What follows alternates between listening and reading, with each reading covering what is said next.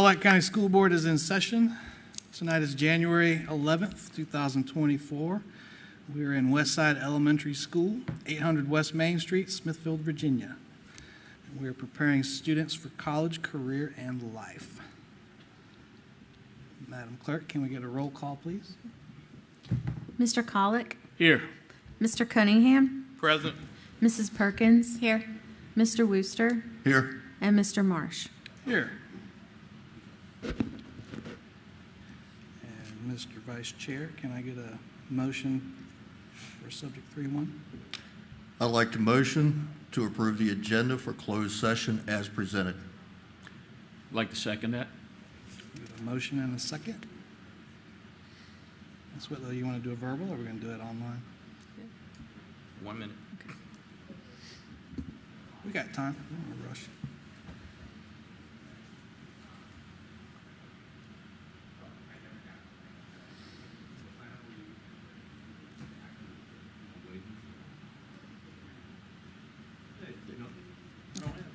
Mr. Cunningham?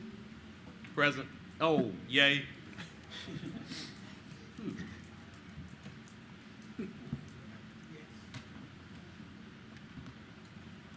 There we go. That's weird.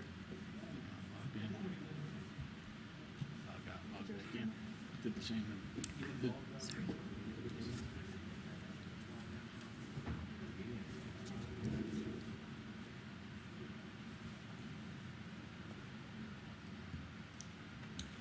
All right.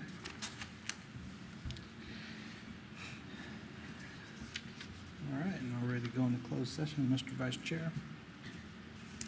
Mr. Chair, I'd like to make a motion to go into closed session to review the personnel report and addendum posted on board docs under Personnel tab 18.1 as authorized by Virginia Code 2.2-3711A1 for purposes of discussion and consideration of prospective candidates of Isle of Wight Public Schools for employment, contract changes, transfers, salary adjustments, supplemental contracts, deletions, supplemental pay, resignations of Isle of Wight County Public Schools employees, and 2, to discuss the performance and discipline of specific financial personnel as authorized by Virginia Code 2.2-3711A1. Second. Got a motion and a second.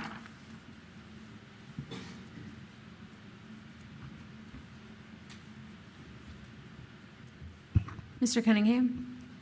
Yay.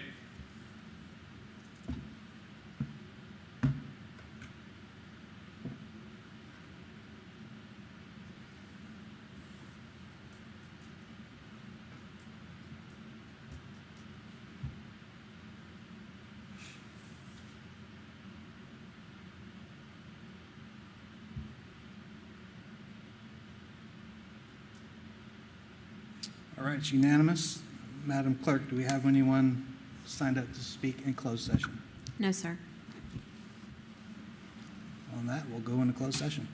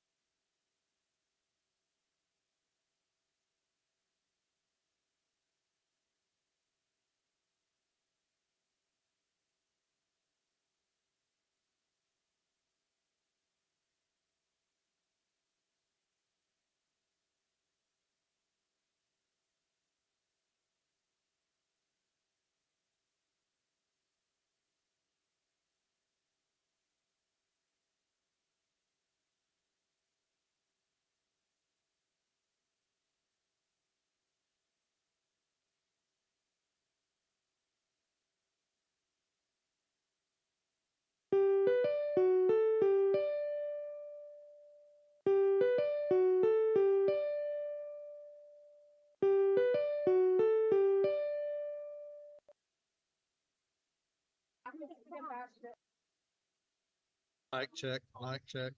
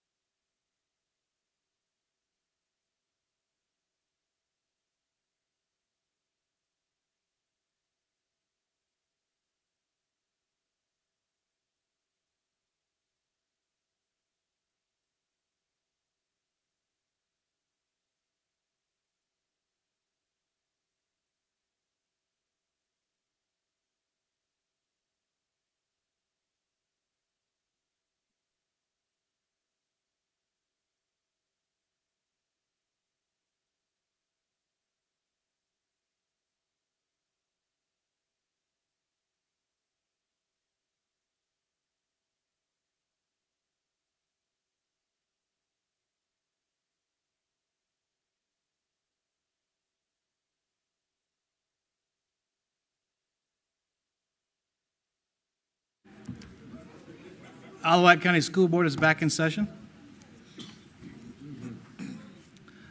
Mr. Vice Chair. Mr. Chair, I'd like to make a motion. The closed meeting was conducted in conformity with the provisions of the Virginia Freedom of Information Act as required by Section 2.23712D of the Code of Virginia, and certify that only public business matters lawfully exempted from open meeting requirements were discussed, and only such public business matters as were identified in the motion by which the closed meeting was convened were heard, discussed, or considered. Second.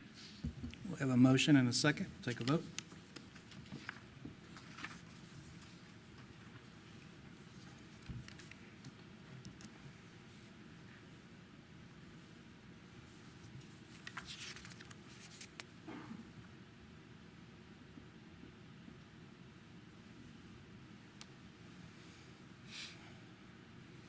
And that's unanimous.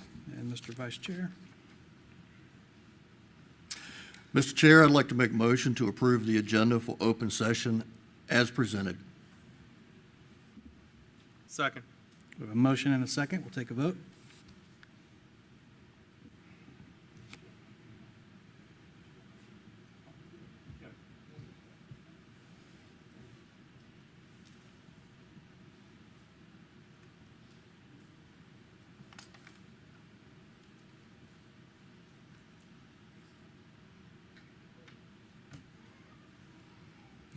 And it is unanimous. And Mr. Vice Chair, if you would be so kind to lead us in a moment of silence in the Pledge of Allegiance. Everyone, please stand.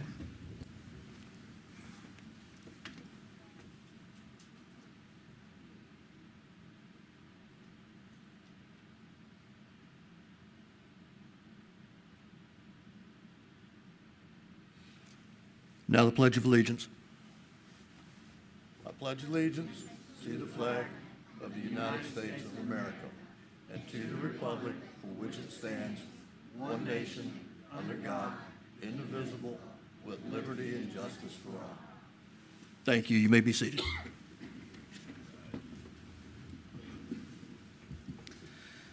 Thank you, Mr. Vice Chair Wooster.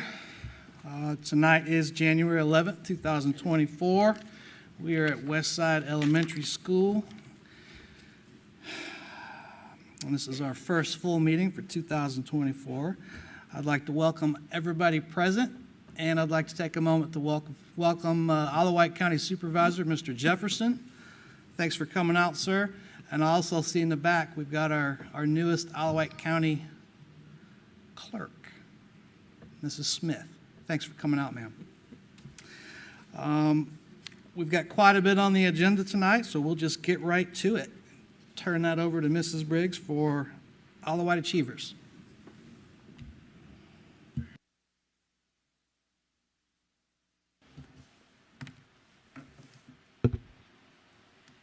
Good evening.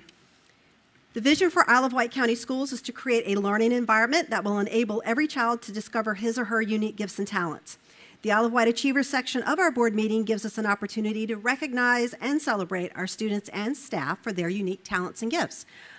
Ms. Getz, would you mind helping me with the pins? Okay. They already have the certificates. Okay.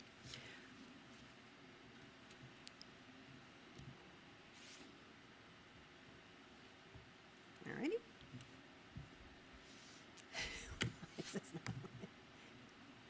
Okay, if someone could please advance the slide.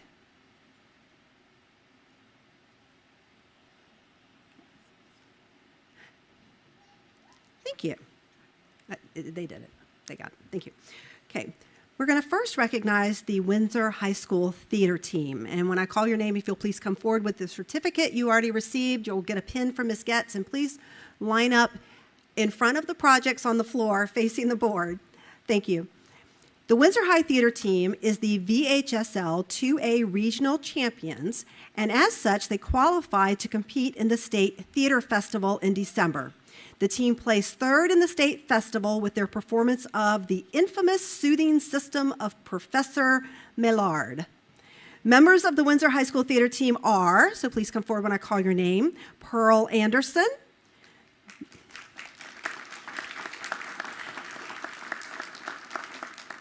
Maddox Barba, Jaden Bennett, and Jaden was awarded Best Actor in the regional tournament. Congratulations, Jaden.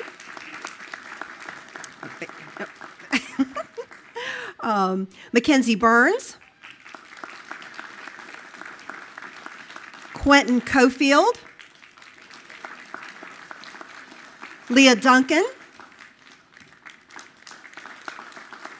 Madison Garcia, Jenna Garris, Bernardo Gonzalez Amaya, Hunter Jernigan, Journey Johnson. There are a lot more. Just keep clapping. Just Johnson. Christina Key Towns. Nicolette Lozano Naveau. Allison Martins. Sean Mittler. Xavier Pearson. Gracie Prius, Danielle Requena, Charlene Sanderson, Isabella Schubert, Marina Seagrave, yay, Marina, Clay Smith, Malachi Stubbs,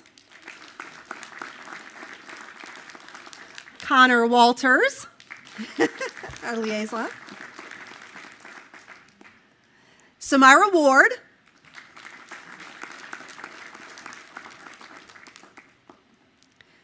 Tyler Wood. Is Tyler here? And Tyler was awarded honorable mention for Best Actor in the regional tournament. Oh. And Carson Wright. And head coach is Virginia Beatty Riffle. Okay. We want to congratulate the theater team once again for such an outstanding season. And at this time, if you guys would turn around and face the audience, we'll give you all a round of applause. Thank you.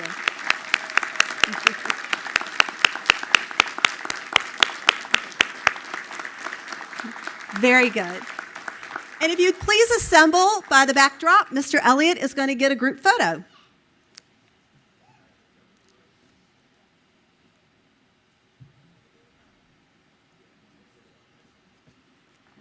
Was it because it was on? It was on. Okay.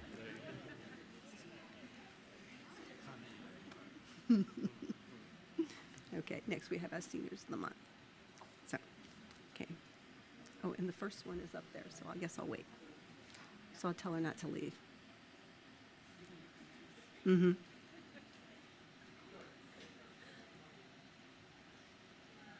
Okay. Jenna, don't go anywhere. Because next we're doing our seniors of the month, and the senior of the month for January for Windsor High School is Jenna Garris. Yep. Jenna is very considerate of other people's feelings and strives to be a great role model to others. She tends to take on a, quote, motherly role with many of her classmates in that she is compassionate, empathetic, and trustworthy. She often lends an ear and or advice on how to navigate difficult situations, be it personal or academic. She has an innate ability to look ahead and problem solve, which makes her peers trust her opinions and know that she will be truthful, even when it may not be what they want to hear. Jenna is a highly involved student at Windsor High and within the community. Being the youngest of four very competitive siblings, she has followed in their footsteps of excelling in a rigorous course load, including many AP, dual enrollment, and some CTE offerings. She has also distinguished herself by participating in many activities in sports, including Beta Club, Scholastic Bowl, theater, as we just saw, volleyball, and tennis, to name a few. She is a part of the Superintendent's Advisory Board and a graduate of the Isle of Wight Chamber of Commerce Student Leadership Institute. She provides child care for community members and volunteers with her church, and she makes all of this look effortless. Quote, Jenna Garris is a phenomenal student, athlete, and citizen. She has been a part of the volleyball program here at Windsor for 4 years, both as a player and manager. Whether it was keeping book or making kills on the court, she is an integral component to the Windsor Dukes volleyball team. Jenna's sincerity can be felt in every move she makes and every word she speaks. Her dedication and hard work for the program are not easily replicated and can be seen and felt in many other aspects of her life. And that's from Lauren Lassiter, varsity volleyball coach. After receiving her associates from Paul D. Camp, Jenna plans to pursue a bachelor's degree in marketing and psychology at a 4-year college. Congratulations once again, Jenna. I'll get you over there.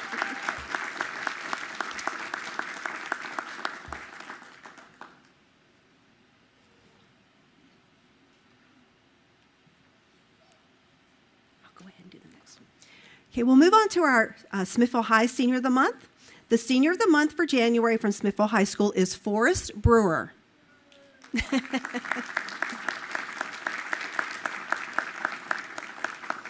Forrest is a quiet soul who leads with kindness and is a role model for underclassmen. He is very humble and giving young man and never hesitates to stop and help anyone in need. Although Forrest experienced a difficult start to his senior year, through it all he has kept up with his schoolwork and continued support of his school community. He is an active member of the National Honor Society, vice president of the Beta Club, and a member of the boys varsity track team. Forrest is a swim coach at the Luter YMCA for children ages 4 to 16. He's also a volunteer at the Virginia Living Museum. Smithville High School established a Best Buddies Club this fall in which general education students are paired with students with special needs in a mentor-mentee setting. The mentors play board games with their buddy, help them with academics, work on projects, and have lunch together on designated days. This has been an outstanding organization for all students involved.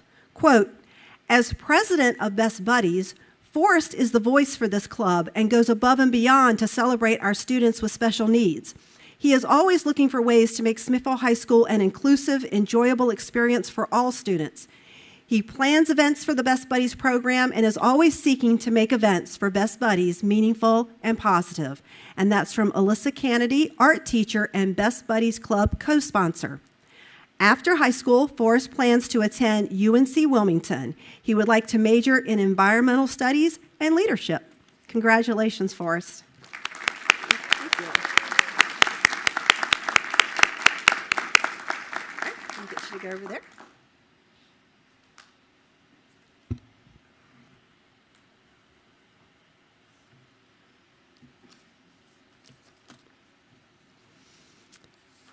And our final recognition tonight is our ABCD, or Above and Beyond the Call of Duty Award winner. Each quarter, we recognize one of our support staff members who's gone above and beyond the call of duty. Anyone throughout the division is invited to submit nominations. A panel reviews the nominees and selects the quarterly winners. Our 23-24 second quarter ABCD Award winner is Tina Clifton, Administrative Associate at Central Office.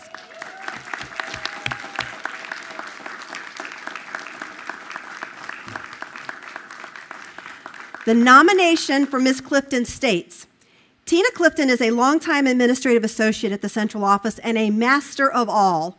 During her time at Central Office, she has served as the front desk clerk and an administrative associate for support services, transportation, and instruction.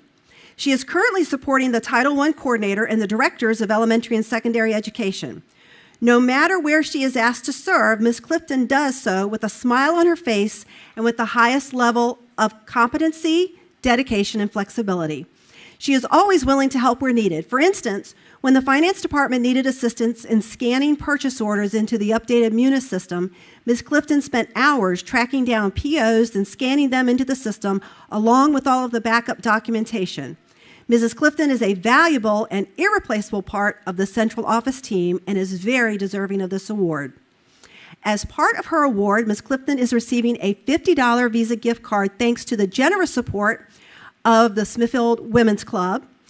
She is also receiving a personalized plaque created in the Smithville High School Makerspace. Congratulations, Ms. Clifton.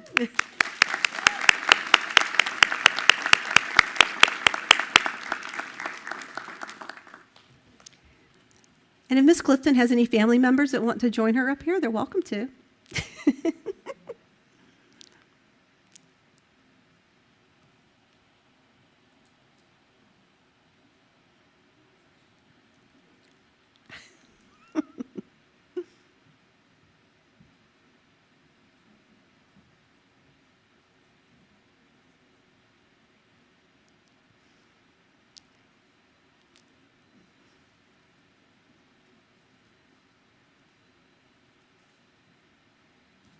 Congratulations once again. And that's going to conclude Isle of Wight Achievers. I want to thank everyone who is recognized for coming out tonight, along with any family members and friends who came to support them. Thank you.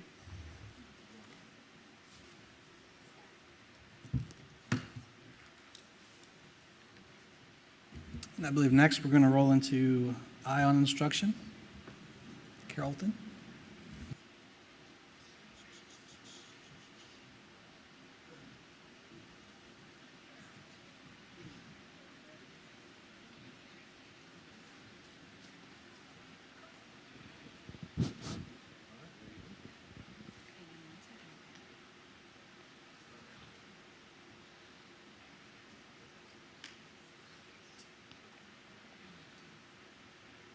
Hello, we are Miss DeLong's second graders from Carrollton Elementary. Today we would like to present our fairy tale project to you. Let's introduce ourselves. My name is Faith. My name is Choice. My name is Cameron. My name is Finn. My name is Tolson. My name is Emily. My name is Dominic.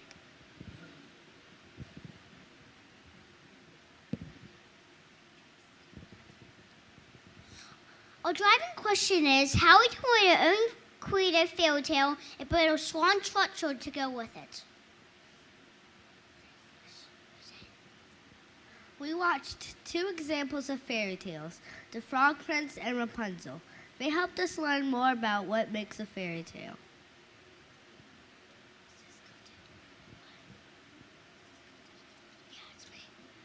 We started to talk about character setting and plot. We started to think about what we'd include in our own fairy tales. It was time to write our fairy tales. We had to make sure our stories had a castle. After we finished our stories, we wanted to learn more about specific feedback. We watched Austin's Butterfly to help us understand.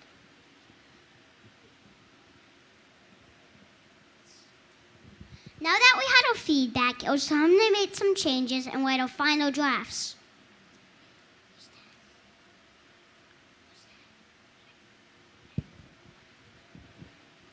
We had a special visitor come to visit. We needed to learn more about strong structures.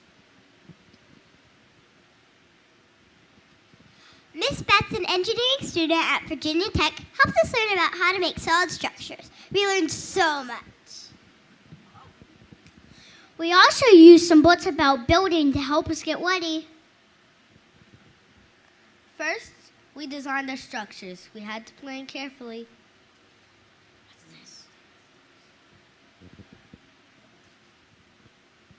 We finally got to build our castles. We used many materials like cardboard, tape, tissue paper, and more.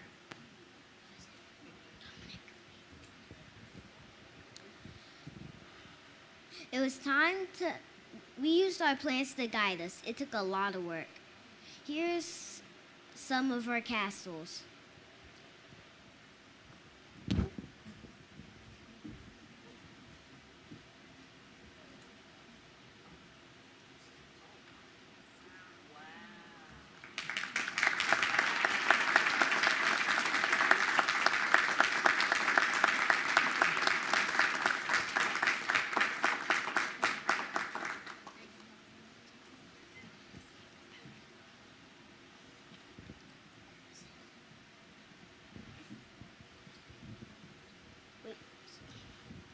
You might wonder what is next. Well, we aren't finished. We will now take our fairy tales and write them from a different point of view.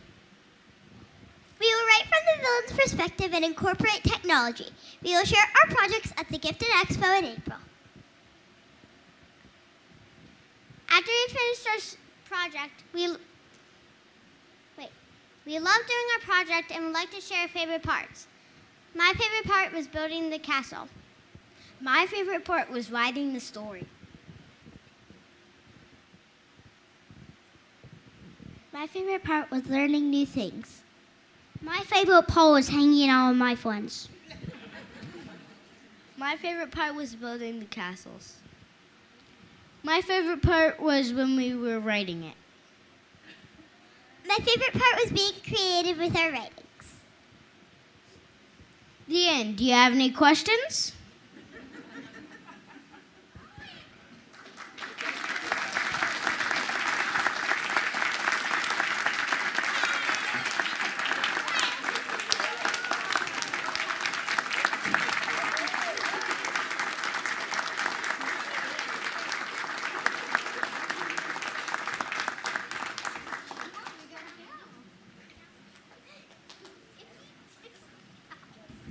You all did great. Congratulations.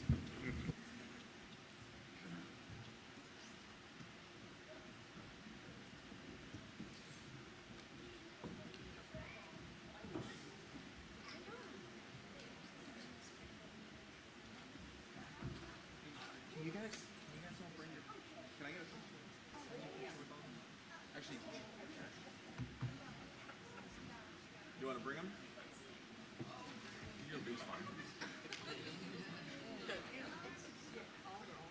She can put it down over there.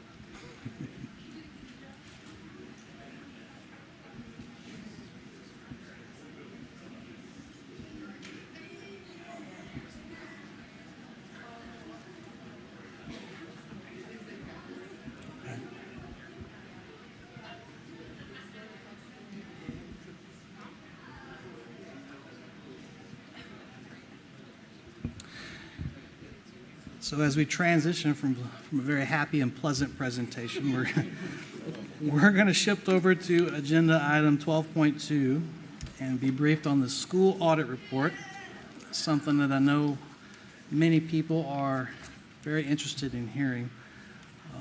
Sir, can you hear us?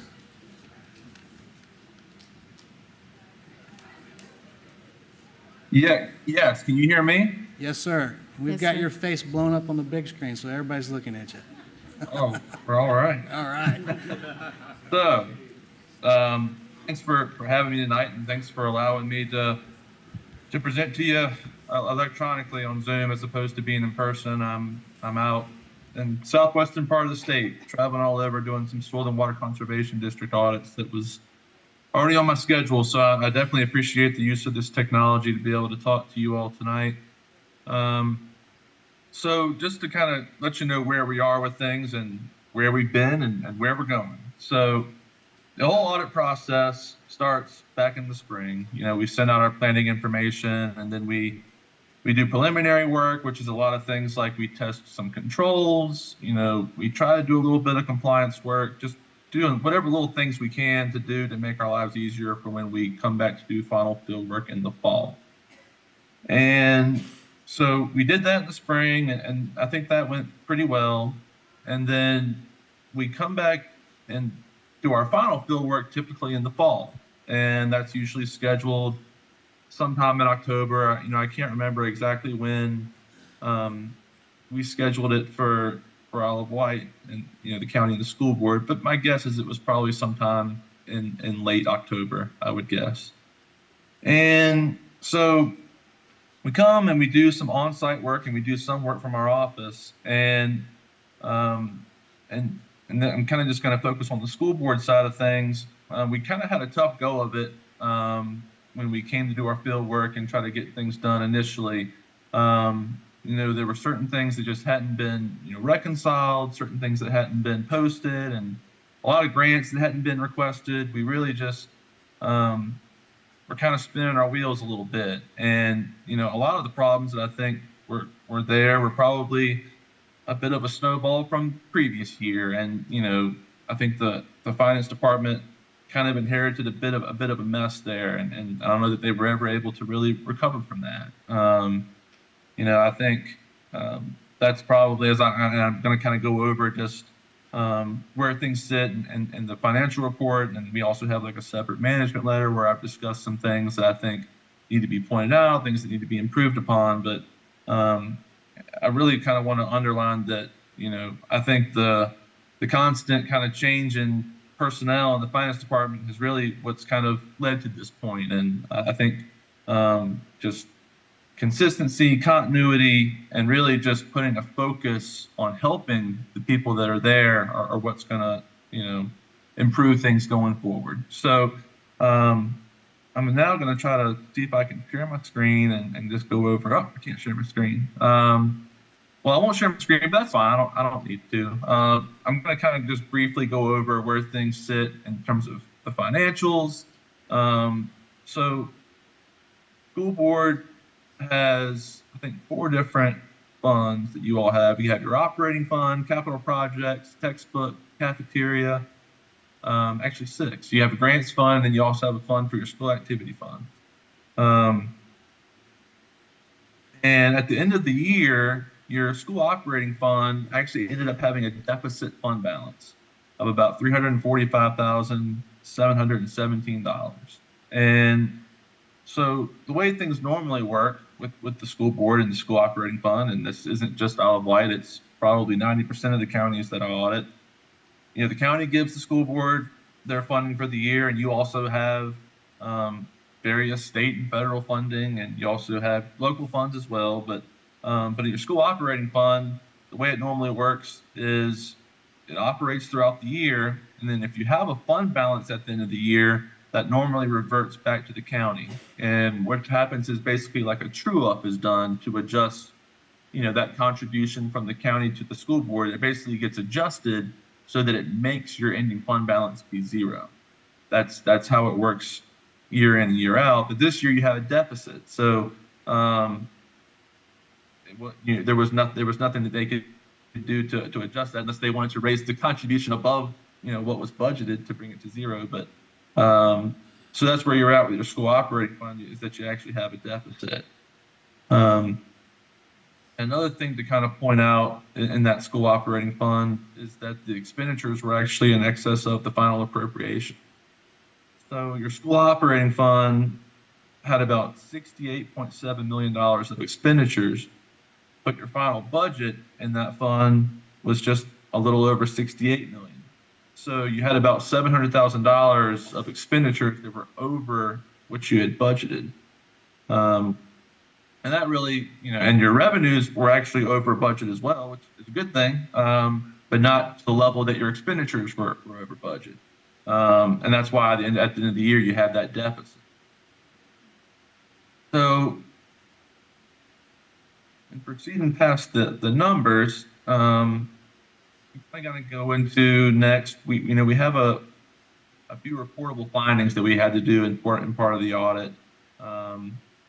One of which was a financial statement finding, basically related to material adjustments that had to be made to get the financials at the school board to the point where they were materially correct. To kind of give you a glimpse into how the audit process works, when we start an audit, we get what's called a trial balance, and that trial balance comes from your accounting system, and that trial balance should be good and final and reflect the year-end financials of the school board and have all necessary adjustments made. And our job as auditors is to audit those numbers on that trial balance and make sure that they're correct. And that's kind of what I got at earlier when I was saying that we were kind of spinning our wheels, is that there were things that hadn't been posted yet and things that hadn't been done, and grants requested, and year-end accruals hadn't been posted yet, that we were kind of spinning our wheels and not able to verify these numbers. These numbers needed to be changed to correct numbers. So that's, we have a material weakness related to, the amounts on the trial balance needing to have adjustments that were material. We also had, and this was, we also just kind of give you an FYI, I had to present our draft report to the county board last week and go over everything with them, to include county, and then also talk about some school board items as well. This item actually wasn't part of that presentation. I'll kind of have to brief them on that when I go to present the final report. But we now have what's a finding for the federal compliance work that we had to do on child nutrition program. So when we do child nutrition program, and let me kind of take a step back, in doing federal compliance work for the county and the school board, every year we have to audit over $750,000 worth of federal assistance. Or excuse me, if you're over 750, we have to audit either 20 or 40% of your federal assistance, depending on if you're a high risk or low risk entity. So, and if a program is over 750,000 and it hasn't been audited in the past 2 years, it now has to become a major program and be audited. And so that's where school food, the child nutrition cluster program, came into play this year, is that it rose above, it was, I believe, over $750,000 and hadn't been tested in the previous 2 years, which meant it had to be tested this year. And we test various things when we're doing federal compliance work for a program. And for school food, one of the things that we test is eligibility, and the eligibility really resides in the applications that go out for free and reduced meals. At the beginning of a school year, notices are sent out to apply for free and reduced meals, and students or their parents fill out the forms, send them in, and their income eligibility guidelines determine, number one, should the person or the individual be accepted, or should they be denied? And then if they're accepted, are they meeting the criteria for free lunches, or are they meeting the criteria for reduced? And so when we did our testing, we tested 25 applications, and we had a couple of errors, so we tried to expand our testing to 40. And within that testing, we had 4 of the 40 that the applications weren't either approved or rejected correctly. I think we had 2 where they were supposed to be free, but they were given reduced. We had 1 where maybe it was supposed to be free, but it was denied, just to give you examples. So there were 4 where they just weren't, I guess, inputted into the system correctly. When that application comes in, there's an online system where you enter all the information for that individual, number of people in the household income, and it should spit out, okay, this is a free exception. This is reduced, or this should be denied. It should tell you what it is, and I'm guessing the information must not have been entered correctly into the system. And so, but we also had 7 instances within that 40 where we couldn't be provided with the application that was submitted. So we had we felt the need to kind of report a finding on the the work that we had to do for applications for free and reduced meal. Those there should be applications on file for everyone that does it, and they need to make sure that the information is being done correctly. And then we have a third finding in the report, and this is a state compliance issue. So every year, the school board has to submit what's called an annual school report to the Department of Education. And it's not an easy thing to do. I've never had to do it myself, but I've had to peer over someone's shoulder countless times and see them try to do this thing. And it borderline terrifies me if I was someone who had to do it. So if you've never done one before, it can be very challenging. Even if you've done one before, it can be challenging, I think, from what I hear. But those things are due to the state by September 15th. And I would say out of all the counties that I audit, I think I audit maybe 10 counties, cities, and towns. I think I audit 8, 9, 10 or so, and I would say almost all of them get an extension and past that September 15th date. And the extension only gives you 15 extra days though. So September 30th is that deadline where you have to have your ASR. ASR is kind of the abbreviated acronym for an annual school report submitted to the Department of Education. But as of the end of the year, as of December 31st, it had not been submitted yet. So we had to point out a state compliance finding that the ASR hadn't been submitted to the state timely. So the rest of these items are things that I want to talk about that, and this is what's in our management letter. And to kind of fill you in on what a management letter is and what it does is, so a management letter is able to point out things that we see in the internal control structure that need to be improved upon, and maybe they didn't rise to the level of needing to be put in the report because they weren't material enough, or some of them kind of actually tie into things that we did have to report as a finding, but it really just hones in on, okay, this is an issue, and this is what we recommend for you to do to avoid this issue going forward. And I'm kind of just going to go over them one by one. The first of which was on school board grants. And this was one thing that we had in our management letter last year. And really, it's a big underlying problem at the school board for a couple of years, and a place where I really feel like they need just help and assistance to get caught up.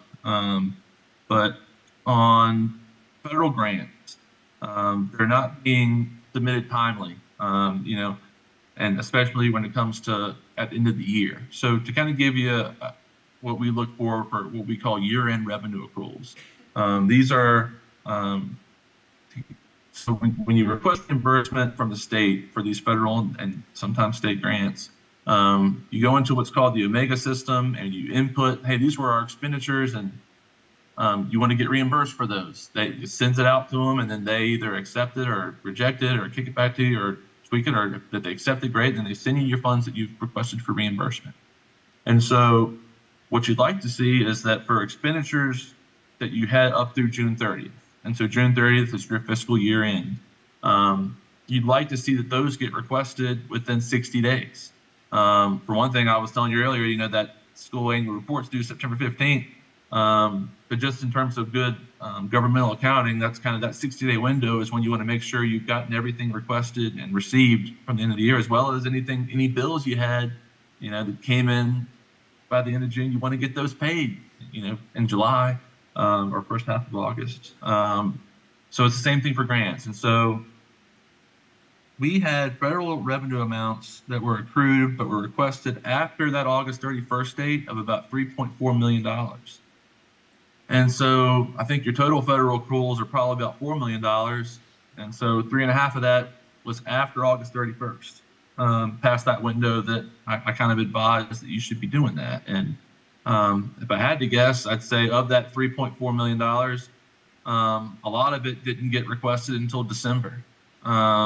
And I was mentioning earlier, we were there to do our audit in October or so, late October. And that's why, we were spinning our wheels because we knew these things needed to be done still. And so that's really the recommendation there is it's staying caught up on grants. For any large grants that you have, those things should be getting done monthly in terms of requests. And I know there is some difficulties as it relates to things like the ESSER program. It's still relatively new and COVID related. And, I know when it first came out, there was probably some confusion. I was, okay, where does this fall? Can we use this for ESSER or not? But any of these large grants, ESSER, Title 6B, Title I, any large grant should be monthly, and then any other grant should be no less than quarterly. That's what the compliance supplement would say for, and that's what we go by for doing our federal compliance work is the compliance supplement that's put out, and that's what it recommends for large grants monthly and any other grants quarterly for doing requests. And there were actually instances during the year where requests were denied. Some instances were due to requests being after the deadline for submission. So grants need to be, reviewed on a monthly basis to ensure that reimbursement requests are being filed accurately and within that, that period of performance. There was an instance where the same invoice was actually requested for reimbursement on 2 separate grants.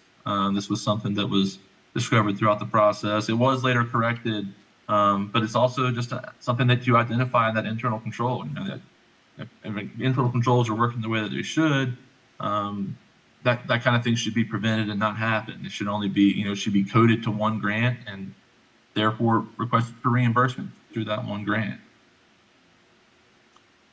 Next item to go over is kind of moving away from grants and into school board posting of transactions and journal entries. During the audit, we noted that there were, some incorrect postings of transactions. For instance, it was noted that one instance, and this is kind of a little bit of a larger one, but it was later corrected. A grant revenue in the amount of, roughly $260,000 was not posted as a revenue, but as a negative expenditure rather than as a revenue. So things like that, and were kind of identified during the year. And additionally, journal entries at the school board don't seem to currently have documentation to indicate an approval process. So whenever journal entries have to be done, and when I say a journal entry, that means I talked about a trial balance earlier. That's kind of your financials from your accounting system. And you have different accounts. You have cash, accounts receivable, accounts payable, different revenues, different expenditures. When you do a journal entry, you can change 2 of those accounts or more just by putting in a manual journal entry. We want to change these accounts by this amount of money, and we push enter, and it changes those accounts by that amount of money, which is a pretty powerful tool.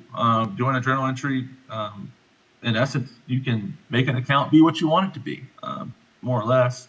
So it's really important to have good controls over journal entries and making sure that they're approved. Ideally, what you'd like to see is when a preparer of a journal entry needs to prepare a journal entry, they have support for that entry. They maybe even print it off, or who knows, in your current accounting system, this all may be able to be done electronically to document it. But a lot of times I see it still being done physical copies. We have a printout of the journal entry, the backup for it, and there's a spot for someone to sign off that they prepared and date the entry, and then there's an independent member of management there to review that journal entry and say, okay, this is appropriate, this was done for the correct reasons, and it's also an accurate journal entry, to then sign off as the approver. Next item is school board reconciliations of account balances.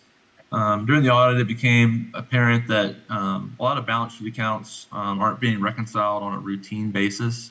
A couple of big items to point out are accounts receivable, accounts payable, cafeteria accounts receivable and prepaid amounts, and then also accrued liabilities. Any of these large balances, they really should be reconciled on a monthly basis. Next item on the management letter was on school board budget, which I already kind of pointed out the school operating fund earlier in the report. The expenditures were over budget by about $700,000. The cafeteria fund was also over budget on expenditures by about $562,000. So, really the budget just needs to be reviewed for accuracy and updated, revised if there are, necessary changes, but also you also need to keep an eye on it to make sure you're not expending past that. If there are no necessary changes, you shouldn't be expending past what those budgeted amounts are.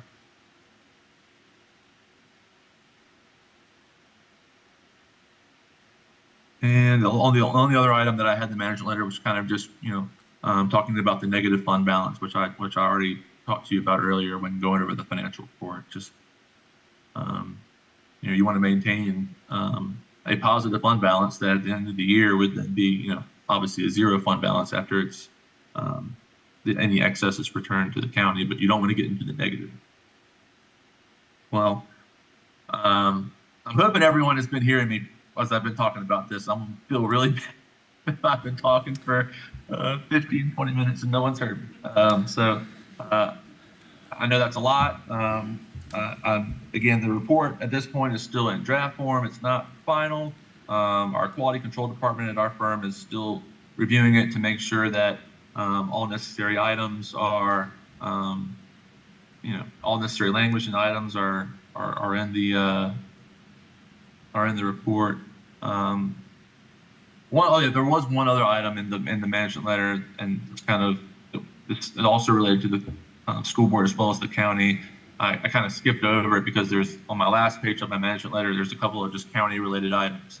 And the last item was on reporting deadlines, and it really encapsulates everything with any school board, any departments kind of play a part in this. And so the county has to have their report submitted to the state by December 15th, and that's and also their comparative cost report that they have to submit to the APA.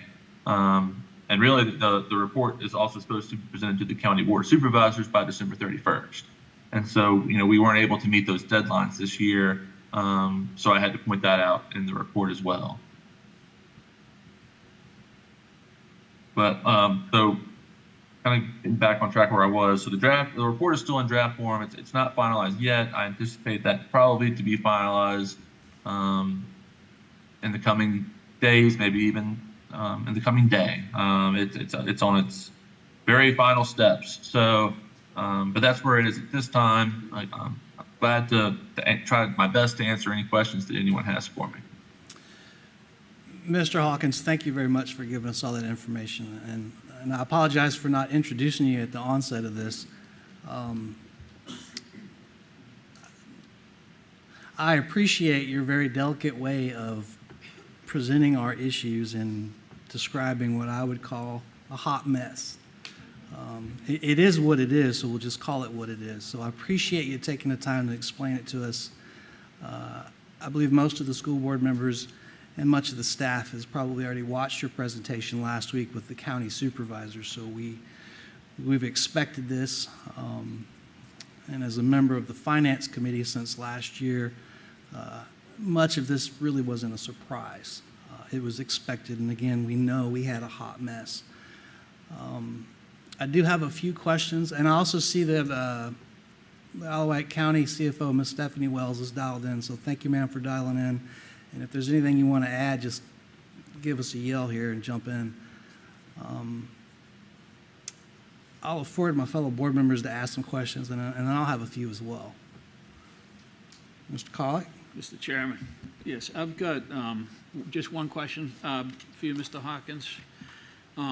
You mentioned, excuse me, there were a few things that you mentioned that I really wasn't aware of until now.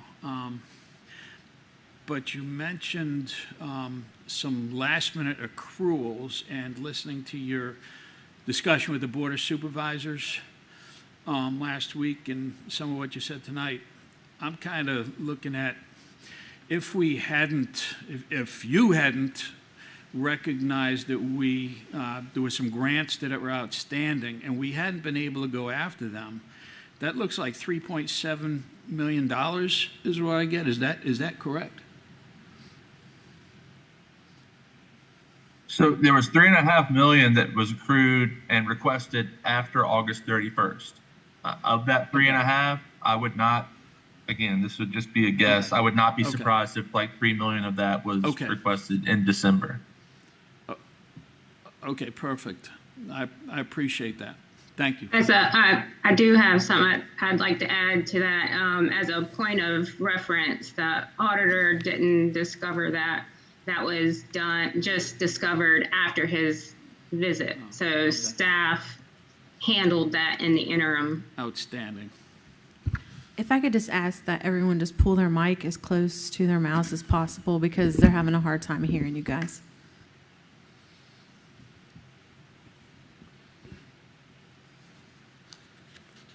You have anything else, Mr. Colley?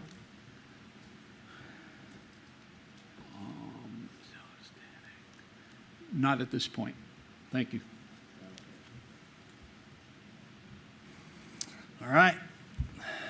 So, Mr. Hawkins, if I were to summarize this in layman's terms, I would say that we've got accounting issues, reappropriation issues, staffing issues, and we failed to meet a state deadline and then 2 federal deadlines. Is that correct? Yes, sir. Okay. So just for the sake of getting it off my chest, I know that the school board does not take any of that lightly, and none of that is a minor issue from where I'm sitting. If you could explain again, I know you were talking about a major program, so if you could summarize that again. A major program is $750,000. Yeah, and I kind of fumbled that when I was going through it, so I apologize. So $750,000 is, well, for number one, it's the threshold that requires a single audit for an entity. So for a county and school board, once you get $750,000, you're required to get a single audit, which you all are well past that. You're into the millions. But $750,000 is also the threshold for what's called a Type A program. And Type A programs that are over $750,000 have to be audited once every 3 years. And so that was the nature of what school food was this year.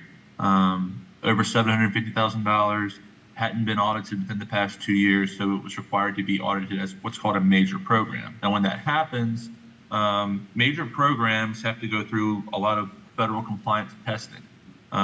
We have a template of work papers that we have to do for each type of program. So there's the child nutrition program, which is school food.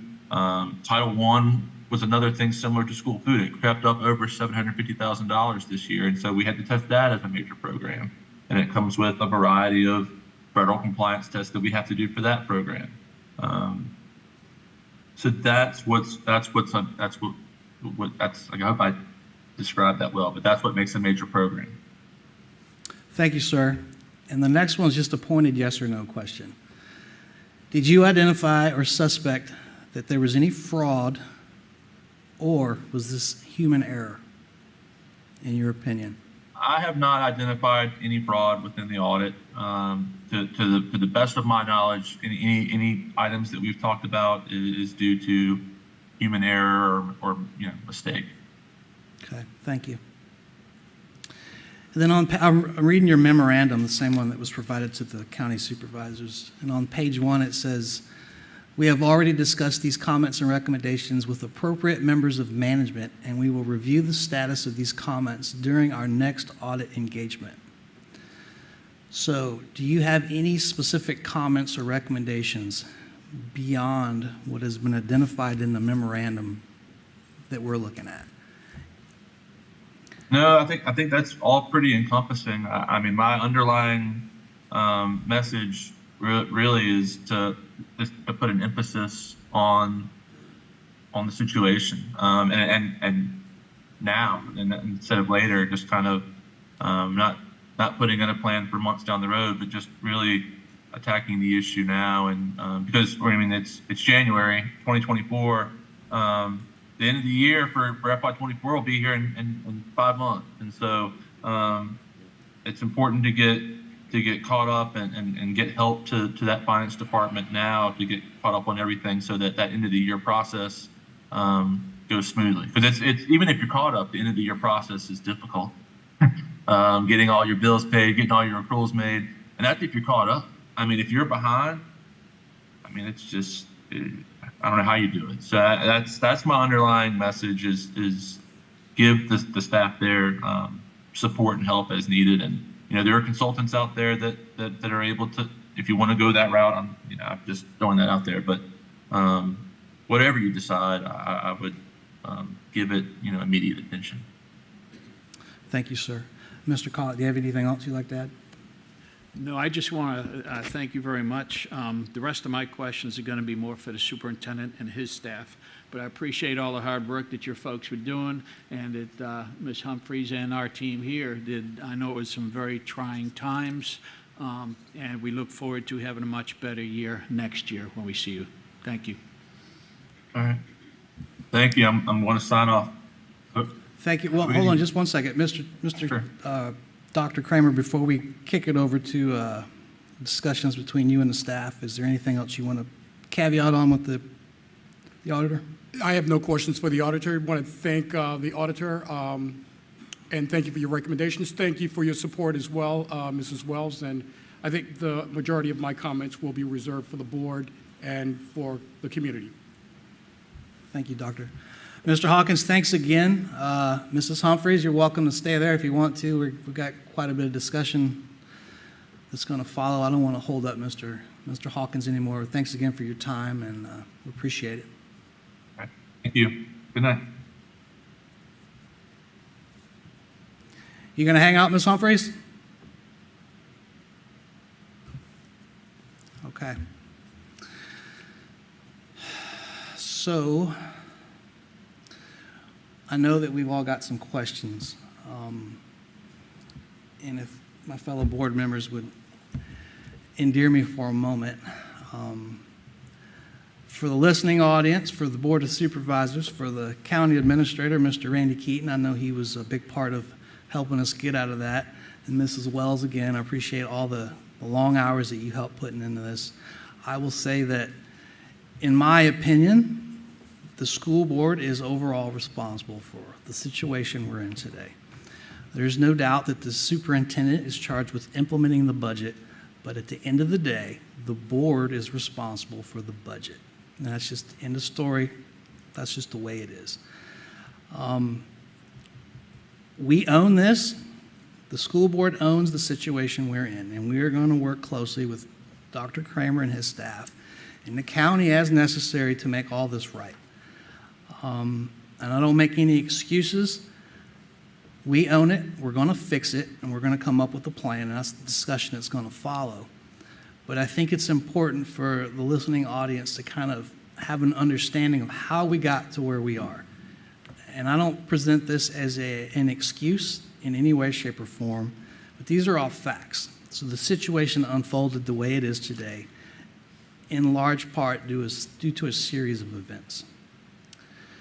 And so I'll start on March 10th, 2022, when the Wight County School Board voted to adopt the FY 22-23 budget. In May 9th, Wight County Schools lost the then CFO. On June 9th, 2022, a month later, the Wight County School Board amended the FY 22-23 budget. Then just a few days later, on June 16th, 2022, the Wight Board of Supervisors appropriates the school's FY 22-23 budget. And then on June 30th, 2022, the then Wight County superintendent retired. July 1st, the fiscal year started, and that FY 22-23 budget went into effect.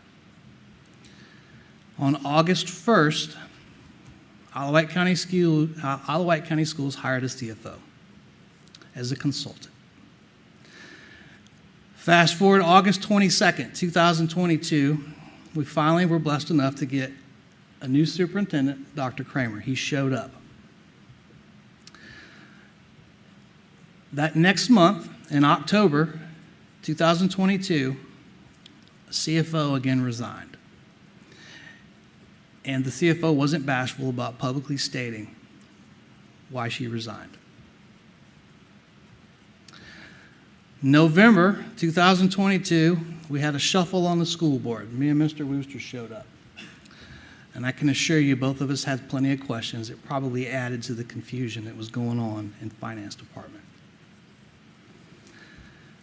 February 2023, Dr. Kramer hires a new CFO, Mrs. Larissa Harris. Since February 2003, it is my understanding that that lady has worked all or some of every weekend up until this week. She's on some much-needed and well-deserved vacation this week. She's worked early, and she's stayed late. She's worked weekends. And towards the end of it, Mr. Keaton and Ms. Humphreys and whoever else we were fortunate enough to have come from the county over here helped as we worked on the issues. I believe it was 2 weeks after Ms. Harris arrived on board, upon recommendation, Dr. Kramer froze all spending in our budget. We talked about that not that long ago because Mrs. Harris had identified some shortfalls, to say it lightly. What transpired after that, I think, was pretty well captured in the audit findings. In my opinion, if you look at the situation as a whole, the situation is a hot mess. It was a hot mess. And ever since Mrs. Harris got here, she's been working feverishly to fix mistakes that were probably 6 months in the making before she got here. And again, I don't say that because it's an excuse. I say it because it's a matter of fact. That's where we're at. And that's what we're coming out of. And so now that we've established a basic timeline about how we got to where we are, I'd like to open it up to the board. And we're going to field some questions and have some discussions about how we're going to make this right. And on that, I open it up to anybody who wants to start. I'll go ahead and start it off. So first thing, just on the timeline, I just want to make sure folks are aware the federal compliance on child nutrition. I believe when he was talking about the tests that we're taking among those applications were the fall of 2022, correct? That's a period we're discussing, yes, sir. Okay. The annual school report, that was the one that's due this year, and you said that's in, yes, correct? The budget, the cafeteria shortfall, that's also from the fall of 2022 till the spring of 2023, correct? Correct. And the statutory deadlines, of course, are in this audit. So from my perspective, Mr. Marsh listed out a list of reasons why things have happened, with the exception of, I think, the things that I just mentioned. And I think they're appropriate. We had a turnover of people, didn't have, experience in some places. But I think as of tonight, all our reasons, all our excuses pertaining to our financials in the future are now exhausted. Next year, at this time, we cannot accept any more excuses. The budget, the fiscal house has to be in order. So that's the first thing I've got to say. I have a myriad of questions. Mr. Chair, whenever it's time to have somebody else ask them questions, I can hold off. I'm not going to ask all of these questions. Obviously, the superintendent is aware of all of my questions, but there are going to be a few that I think are very important. Now, last year, we got the management letter, and I seem to recall at the school board meeting after we were briefed on a management letter, I asked that we develop a process to fix those issues that were identified in that management letter. And then, of course, we were assured that the processes were being implemented, but we, again, have some of the same issues. So this year, I would like to ask the board to direct the superintendent to provide a written process, and to be fair to the superintendent, him and I have already discussed this, and he is graciously said he's going to do this before I even asked for it. But I'd like to include maximum timelines for requesting reimbursements of grants, and the whole process. And also a life cycle of a grant process I think would be good to have in writing. And then I would also like the school board to direct the superintendent to develop just written financial processes and procedures for the financial management of our school funds. And I don't think that's too much to ask, and I think the superintendent and I have discussed it, and it seems like it's not going to be a difficult row to hold. Do you have any comments on that, Mr. Superintendent? If I may, I have some Please. general comments, if I may make those comments. And I'm going to ask staff, Mrs. Sullivan, Mr. Christensen, if you would join us in the event that there are some specific questions. And you stated this, Mr. Chair, our CFO, Mrs. Harris, actually, in addition to taking some days, she's with family. I think she's okay with me saying this, on college visits with her son. So she's unable to be with us this evening. So we have some other staff who will join us to field questions. I want to thank you all for the accountability, for the questions you've asked. I want to thank Mrs. Wells for her support. And I do want to start by what the Board of Supervisors asked the auditor. And when they asked him about this, I reviewed those minutes from the meeting as well as today, and he stated the biggest problem is the revolving door, not having continuity, his words. People are learning on the fly when they're new people. They're trying to get out from under a workload from the previous person or persons. There needs to be continuity. And he said that it's a snowball from previous years. I couldn't agree more with the auditor. I absolutely think he's spot on regarding the root problem and the root causes for why we are here. Further, if I may state, and I appreciate your timeline, Mr. Chair, and I'd like to add to that if I may, the audit period for school year 2022-2023, the school year we are discussing, started on July 1, 2022 through June 30, 2023, and that is referred to as the 2023 audit, which again is the audit year we're discussing. For much of that period, we had significant turnover in our finance department. In fact, for several months, we did not have a chief financial officer, CFO, for the audit year in question. Additionally, we did not have a coordinator of finance, which is the second highest ranking position in finance for much of the audit year in question. In fact, the current CFO, Mrs. Harris, did not arrive until almost 7.5 months later into that fiscal year, February 17th, I think, 2022. As the auditor stated, we need continuity and we need to get caught up. As superintendent, and I appreciate you saying the board owns this and you're responsible for approving budgets, but in actuality, the buck stops with me as superintendent. I vow to our community, to our staff, to the Board of Supervisors, to you, our board, to our students, that we will do everything necessary to ensure that we correct these mistakes. I am pleased to say that I think we have provided some of that continuity. As you stated with Mrs. Harris, next month will be a year for her being here. We just promoted, I think, a very competent and diligent coordinator of finance into that role. And probably for the first time since I've been here, I have confidence that we have good leaders in the top two positions. As you stated, Mr. Collick, there are no excuses. We must get this work done. Additionally, he mentioned the Foods and Nutrition Services position. That position was also vacant.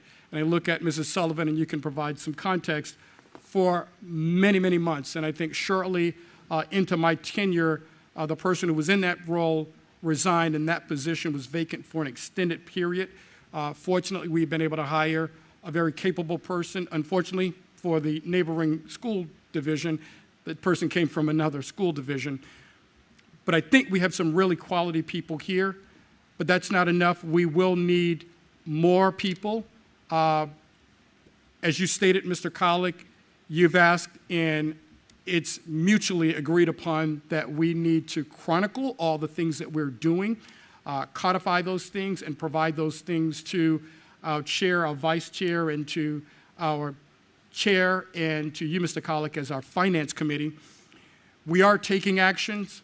There are things that we will be doing. There are things that we already are doing. Again, we need to capture those things and share those things with you, the board, first and foremost, and then in an act of transparency, ensuring that the community is fully cognizant and aware of what it is we're doing to take corrective action. So I'll stop there and let you all ask questions of both our staff and of me. Yeah, Dr. Kramer, thank you. You mentioned the child nutrition, the cafeteria. over by $550,000. Would that be as a result of the application process? I'm going to ask for some help on that one. Mr. Christensen had oversight of that area. Would you be able to speak to that, please, sir? That looks like about 25% of the nutrition budget, correct?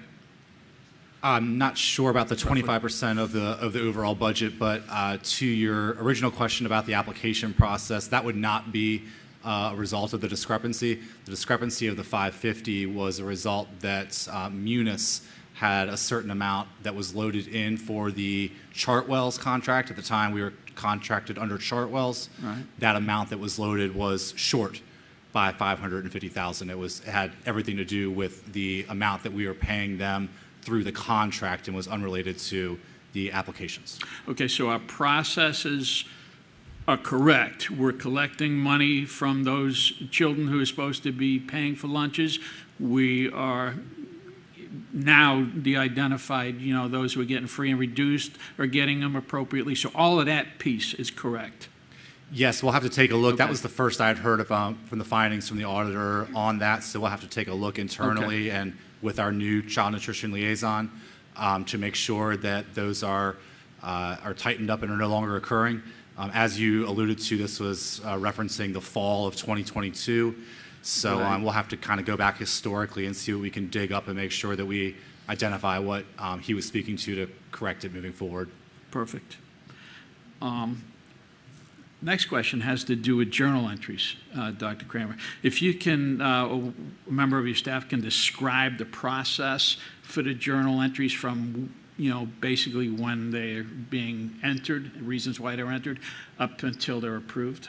Sure, and I will ask you if you can chime in just a bit. Unfortunately, we don't have our finance people here, so if our staff cannot, and if you're not comfortable responding to that, we'll certainly get your response. I will say this, however, there was a period when, again, we didn't have personnel, yet we were moving forward, and as a part of some of this work, you need people who are entering and people who are checking.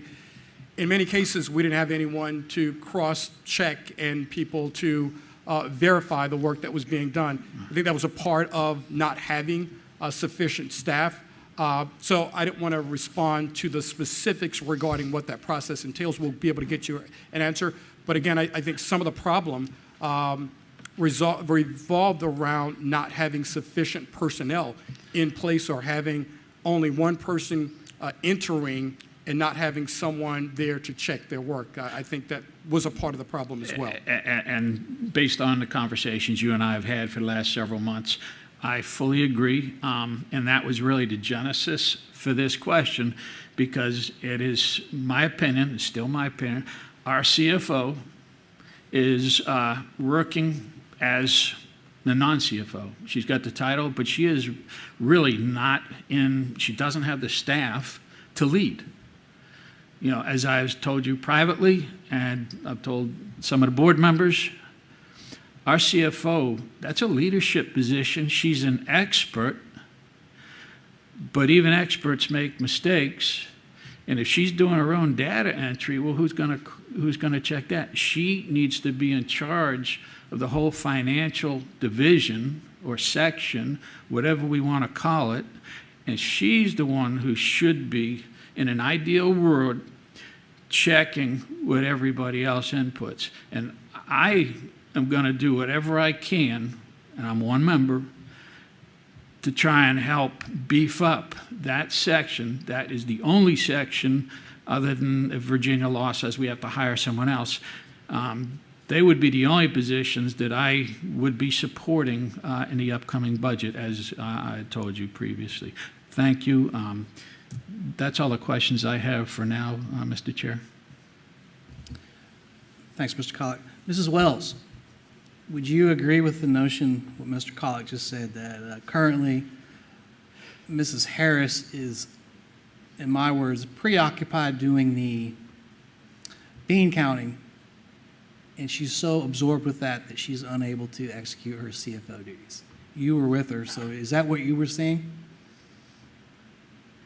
Can't really understand exactly the question that you asked, but I don't think it would be appropriate for me to comment on your CFO from my my part of the world, I guess. So that, I just don't think that would be appropriate. Okay, I respect that, and I also respect your opinion.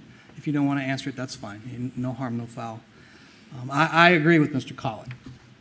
From what I've come to learn, Mrs. Harris has been inundated doing all the hands-on when she's been so busy with that, she hasn't had the time to oversee it and to review and approve journal entries and whatnot.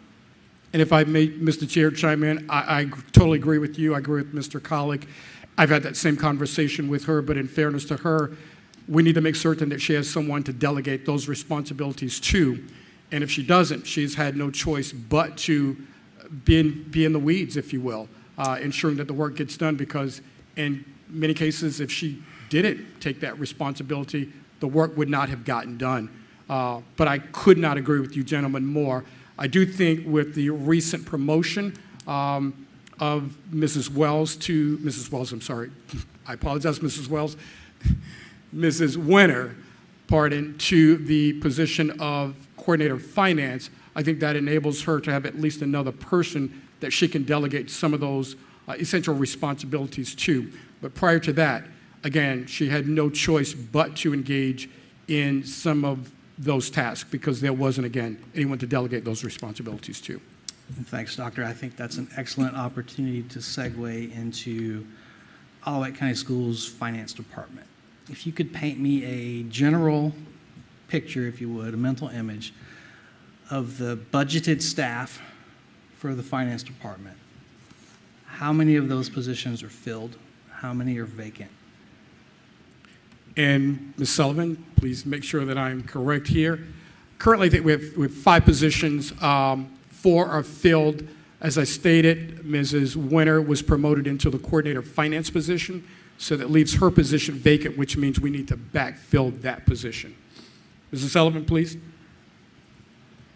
Yes, that is correct. Okay. Anything else? I'm being a bit redundant here, but I think it might be worth noting. For a significant portion of my tenure here, we have not had a full finance department, fully staffed, and unfortunately right now it's still not.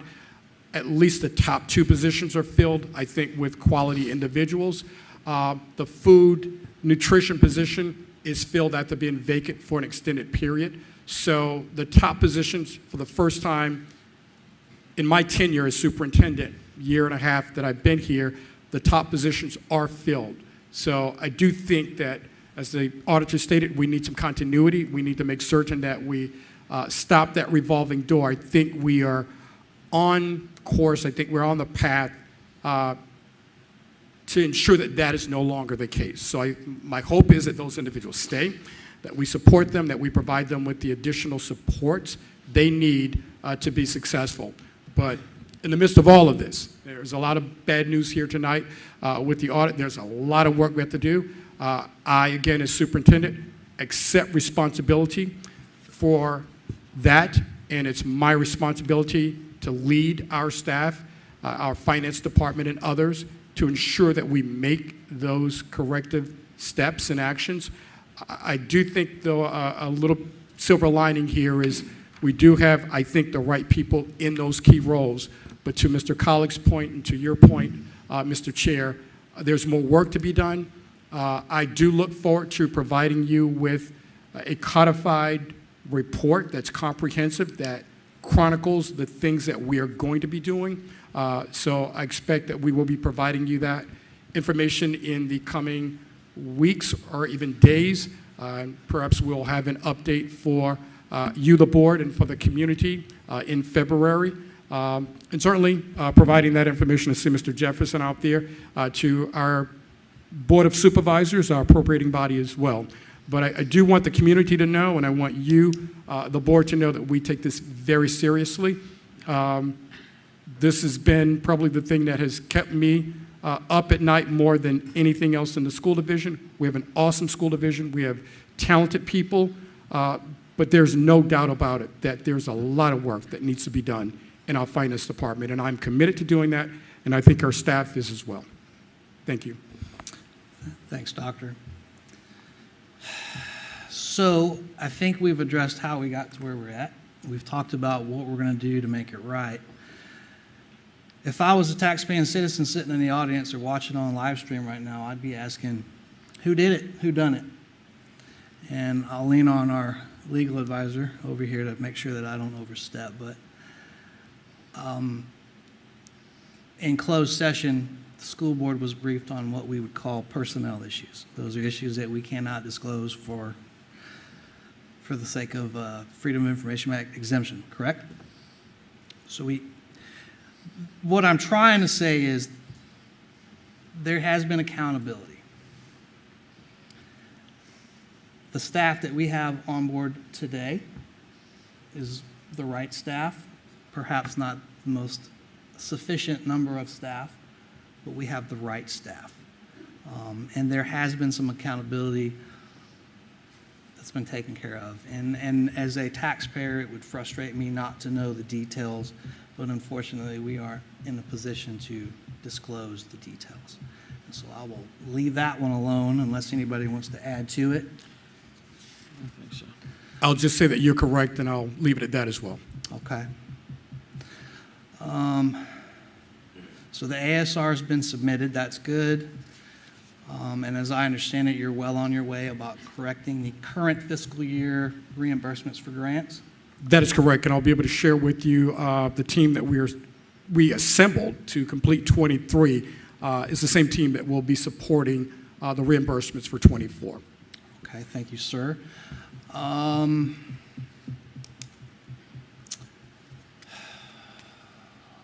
Let's talk about the big one, the deficit. When the books were closed and the audit was complete, we were $345,717,000 deficit. That deficit will be pulled out of our current FY23-24 budget. Where do we look? How do we stand on identifying how to make up that deficit? If I may, I would ask that we share that in the comprehensive report that we're going to be sharing with you. Certainly, we have had those discussions with staff, but I'd rather share that at a later time. Obviously, we've looked at certain strategies we will employ, looked at places where we can take funds to resolve that deficit. But again, I would rather us provide that in a comprehensive manner as opposed to me providing things in somewhat of a piecemeal verbal report, if I may do that. Yes, sir, that'd be fine. Does anybody have anything else as I'm digging through my notes? Yeah, I've got two more things. First, where are we at now? And I don't expect you to know this, but I would definitely want to know next month. Where are we at now with the current budget execution? And shortcomings, what are we doing to correct any shortcomings that we've identified so we don't wind up in the same situation next year? And then next, by the March business meeting, I'd like to know that our finance department is caught up. And also, what are we doing about the cafeteria funds? And I think Mr. Christensen said he was going to look into that. Duly noted, and we will provide that information as the board requested. And the last thing I've got, and this was asked to me from a number of people, as of the Board of Supervisors' January organizational meeting, the school board had removed Ms. Humphreys from viewing access via Munis. If you can please explain how that happened and rectified. I will speak to what I know. As soon as this was brought to my attention, had a conversation with our CFO, and that was immediately restored. To my knowledge, I think the thinking was that the audit was completed. Again, I don't want to speak for our CFO, who is not here this evening. I will say when that was brought to my attention, that was immediately restored. Okay. And I apologize for any inconvenience to Mrs. Wells and to the Board of Supervisors. Okay, new CFO saying we're done. This is the first audit I had. She doesn't need access. To my knowledge, that is the understanding. But again, I can speak to what I know and what occurred once it was brought to my attention. Dr. Kramer, thank you very much. If I have any more questions, then I'll just be in touch over the month. Thanks, Mr. Collett. Thanks, Dr. Kramer. So, a little caveat on the whole Munis access thing. It's my opinion, and this is the way I operate as an open book. Why or how the permissions were revoked, I think, is irrelevant. And it's my personal opinion that there's zero reason why the county administration shouldn't be able to look at our books. I can't in my mind understand why we would not want to allow that. In my opinion, everything that we do should be open and transparent. So for the folks listening, and keep me honest, Ms. Wells, Wight County Schools doesn't have its own bank account. We just maintain lines of accounting and through Munis, correct? The county appropriates funds to us, but it's all coming out of one account, but you guys control that account. The schools have their own bank account. Okay.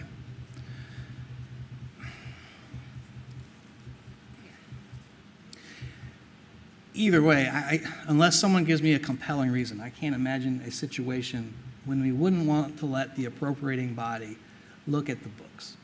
And so I'll just leave it at that. The last comment I want to make is starting next month, as a member of the School Board Finance Committee, I'm going to make it, you can expect to have random spot checks, for lack of a better way to put it. I'm going to pull random issues out of the monthly check register, out of the report. I'm going to be asking for invoices, so on and so forth, just as a internal checks and balances, and I think that's a big part of what the school board ought to be doing anyways. And if everything's in order, it really shouldn't be a big deal. None of it will be last minute. You'll know it's coming, so we'll be prepared to provide it. Absolutely, and you and I have had that conversation. Yes, sir. Anybody else? I have a question, actually. Yes, Ms. Perkins. Dr. Kramer, a lot of y'all mentioned that there were staffing issues and you went a long time without having staff there. Were there any particular reason why it took so long to get people in place, or, you know? Thank you for the question. You know, as we've stated, and you and I actually had a chance to meet yesterday with Mrs. Sullivan, as a smaller division, it's challenging to find people in a number of our positions, but finance in particular requires a certain skill set, certain certification, certain credentials. So one, there's a smaller group of individuals who I think have the skill set to do that work, and then finding the right people to do that work. So I do think that we have an additional challenge that some of the larger divisions do not have. And also, I think we want to be very careful and selective in terms of who we place in these positions, because it's one thing to not have the position filled, but it's another to not have the right people in these positions as well. So we want to be selective and deliberate in terms of who we place in all of our positions, and finance is certainly high on that list in terms of our need to be very selective. And do you feel like you've accomplished that so far with the staff we have? I do. I think in our key positions, I feel very confident in the people we have in the key roles that we have filled within the past year. Yes. Thank you. Thank you.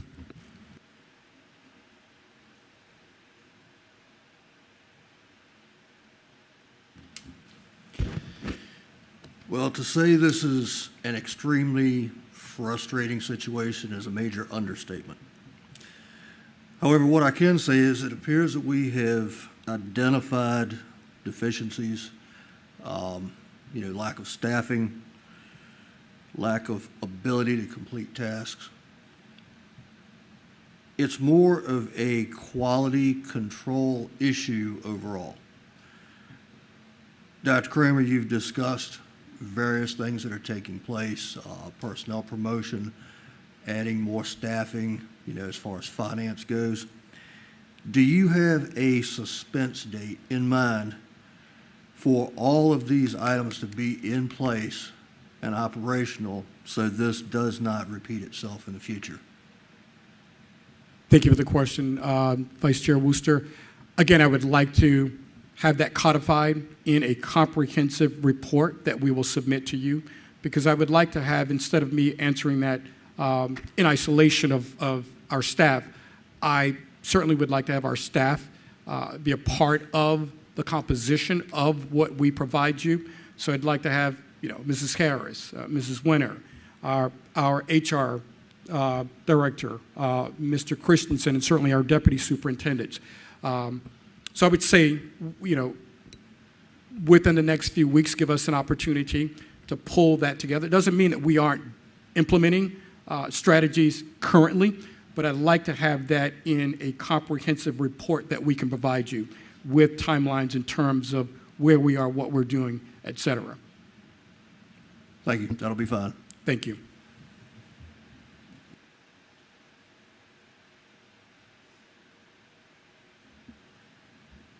Dr. Kramer, I have a question. I know last year, I believe you requested a grant writer. Did you ever get that? I don't think you did.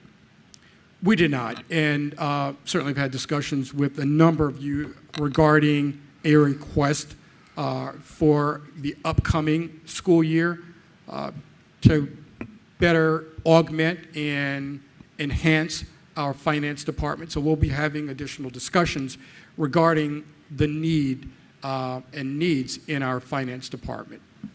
Thank you for the question. Okay. Last question on that. Grants are out there, and I know last year we probably missed a number of them because we didn't have that grant writer. I mean, you can't look into a crystal ball and say, hey, we missed out on $3 million, $1 million, whatever. But if that's going to be in the budget for this year, do you think that will fix some of the issues we had last year with the budget? I would say that we did submit grants. We pulled staff together internally for some state grants. There are other grants that are foundation, private grants, state, federal, even local grants that we might be able to pursue. Certainly that would help if we were successful there, because that would help with bringing in additional revenue. So anytime you bring in additional revenue, it's certainly going to help, and it's going to offset the need from having to ask for more dollars from our local entity. So certainly, having someone in that role being able to write grants on a consistent basis would absolutely help. Of course, there's no guarantee that you would always receive the grants. In fact, we attempted to secure a few grants last year, and because we are not as impoverished as some of our neighboring jurisdictions, we didn't qualify. But again, that would enable us to go after more grants if we did have someone in that position. Yes. Mr. Chair. Thank you. Yeah, I just want to really make a comment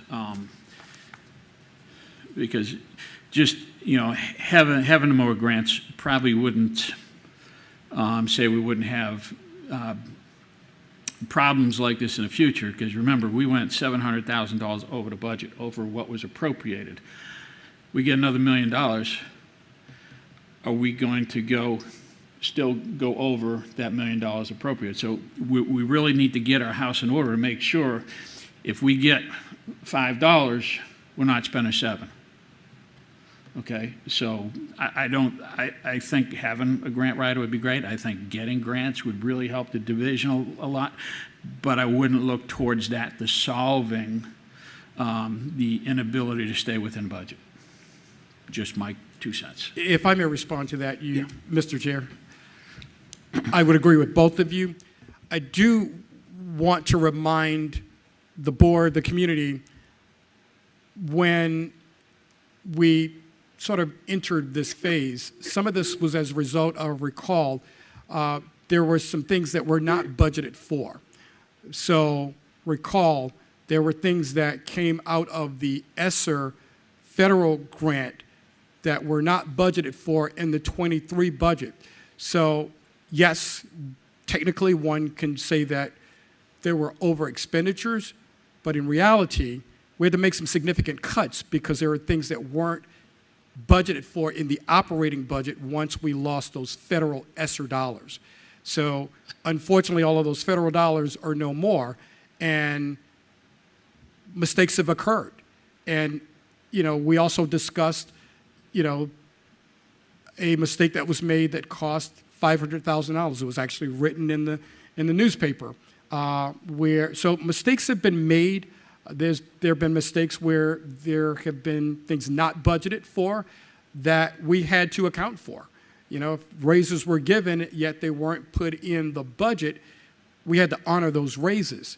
So yes, technically one can say we overexpended, but I want to be careful to state that that wasn't because of negligence. That was because mistakes occurred and we had to honor raises and other things that weren't budgeted for. So it's important to note that, and we've had that conversation, excuse the Latin term here, ad nauseum, but we have had those conversations, and that's a reminder, yes, there were over expenditures, but let's also look at the reasoning behind why we were in that situation, why we were in that situation. Excuse me, Mr. Chair, may I say something? Yes, ma'am.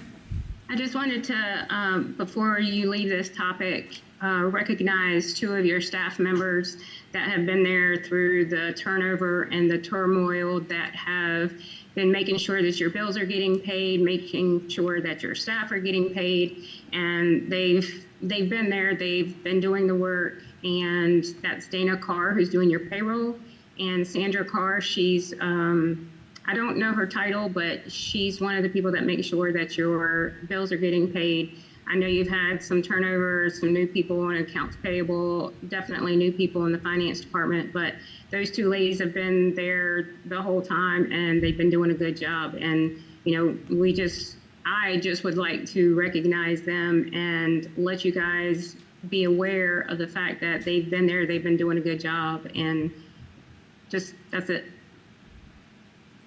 Thank you very much, Ms. Wells, and thank you again for all the assistance you and your staff has assisted with.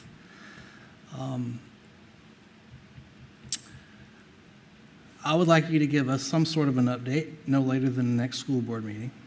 If it's not a finalized product, so be it, but I think the board and the supervisors, Mr. Jefferson, and the citizens that are paying attention need to see something. And I think no later than the next scheduled school board meeting on February 8th is a good target date. That should give you your 3+ weeks. And if it's not finalized, so be it. We can adjust it. I would imagine something like this would be a living document anyway.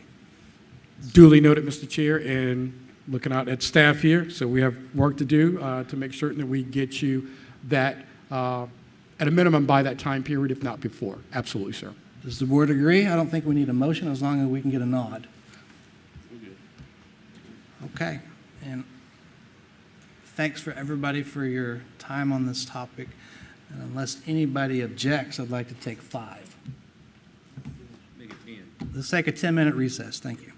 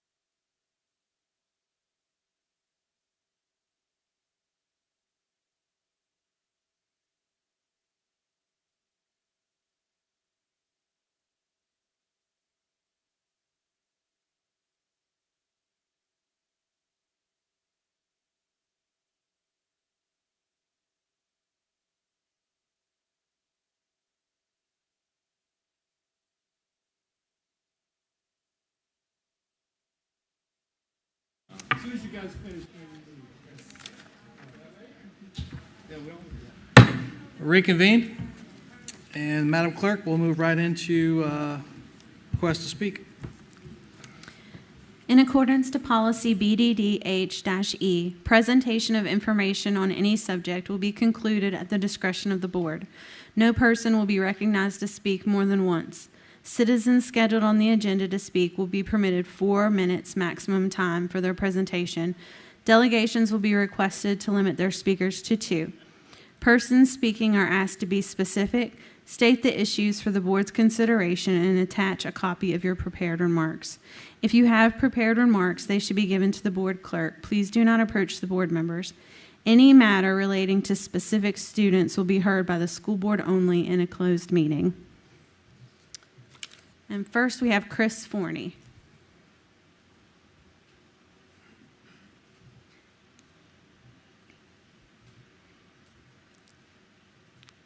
Good evening. My name is Christina Forney, and I'm a teacher at Smithfield High School. I actively watch most of our school board meetings, and one of my favorite parts is watching our student liaisons speak on behalf of their student body. Last month, the student liaison for Smithfield High School addressed the HVAC issues our school has been facing since experiencing a drop in temperature this winter. They were met with an abrasive and dismissive attitude while being told, "Get used to it, this is how Smithfield High School has always been." Since returning from winter break, the classroom I co-teach has reached a temperature higher than 60 degrees Fahrenheit 2 times. By 9 a.m., I have documented the classroom temperature as 53.6 degrees, 51.2 degrees, and 58 degrees. Prior to 9 a.m., when the classroom teacher has gotten there, the temperature has also been 46 and 48 degrees in the morning. I'm not sure what it is in first block, I'm not there, but it's probably not up to 50 degrees yet. Our students have been relocated to the library or another classroom several times because the temperature was too cold to learn. Relocation takes time out of our schedule and can cause dysregulation for some of our students. I'm not here asking you to fix our HVAC, as we all know. We just have to get used to it because this is how Smithfield High School has always been.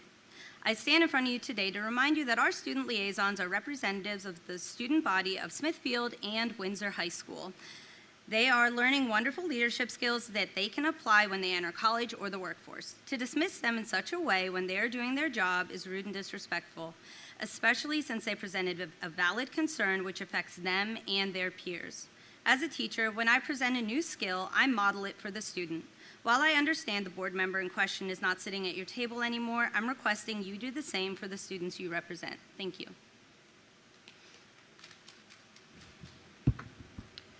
Andrew Gibler.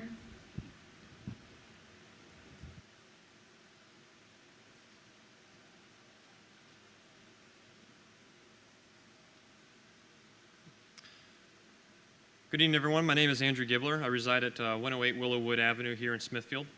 I just want to take the time today to come and address my concerns with the decision to close the schools with regards to the bridge closure coming up. I know it's easy for someone like me to come in, make a complaint, walk away, and the decision process for something like this is significantly harder. But I hope that at the end of these 4 minutes, my voice will have been heard and will potentially spark a different thought process moving forward. As someone whose paycheck is paid for by the taxpayer, I've always felt the importance of ensuring the taxpayer's dollar is well spent.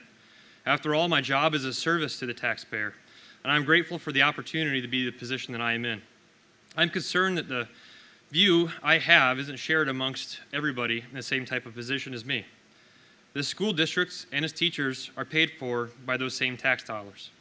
The school is a service provided by those dollars out of our pockets to support our children and our families, and therefore, in my opinion, the families and children should be at the forefront of decision making. I recognize the decision made was to protect the traveling teachers across the water, but I'm not sure what it exactly is that we are protecting them from. A single day of extended travel time? This decision changed the past for thousands of families that exist in this county. Single parents are now left finding another way for their child to be taken care of while they still have to work, costing even more out of pocket for them. Working parents are left scrambling in many situations trying to find coverage that was not planned, and a decision to protect the few from many having to travel longer in their day has now altered the lives of thousands of individuals. I truthfully adore and appreciate everything that our teachers do and what they provide. However, the weight of very few overcame the weight of the very many, and I don't believe the tax-paying families and children were placed first in this decision process. These schools are located in Isle of Wight, these students are located in Isle of Wight, and these families are in Isle of Wight. Why was the ferry, the Monitor Merrimack Bridge Tunnel, or even the Hampton Roads Bridge Tunnel no longer an option of travel for personnel?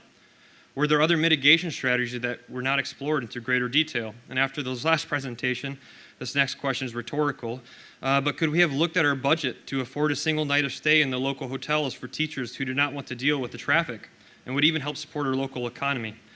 Do we take the time to reach out to faculty and see if they had a place of residence where they'd be willing to stay for a night on this side of the water?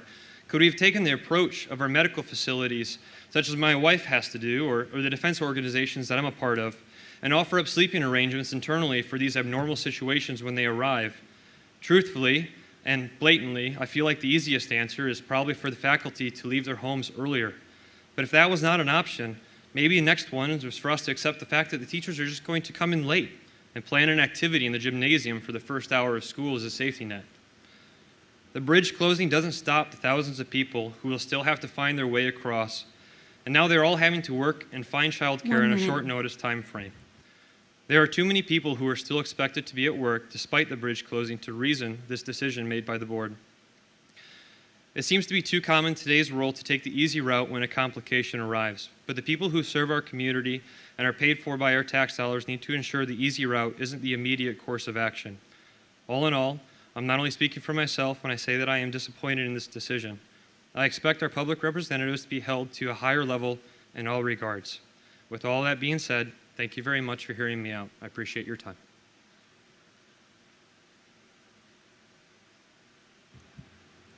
Tiffany Walker.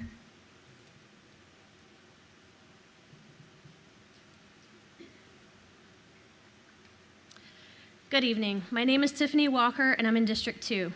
I did not teach in all of Wight County Schools, but I was a teacher in private and public education. I'm a current homeschool teacher, a parent of students in 3 of your schools, and a school volunteer. What I'm seeing as a parent and volunteer in our schools and what my children are saying is not matching up to what's being represented to you at these meetings. Thank you to our senior representatives for voicing your concerns. There is no reason that our schools should not be properly heated and that the bathrooms should be out of order. Keep speaking up. These are some great things. There are some great things that are happening in all of Wight County Schools, but we need more transparency and honesty. We're being asked to accept low standards in our children's schools, and we're being given excuses as to why they are in this condition. There needs to be accountability and better oversight.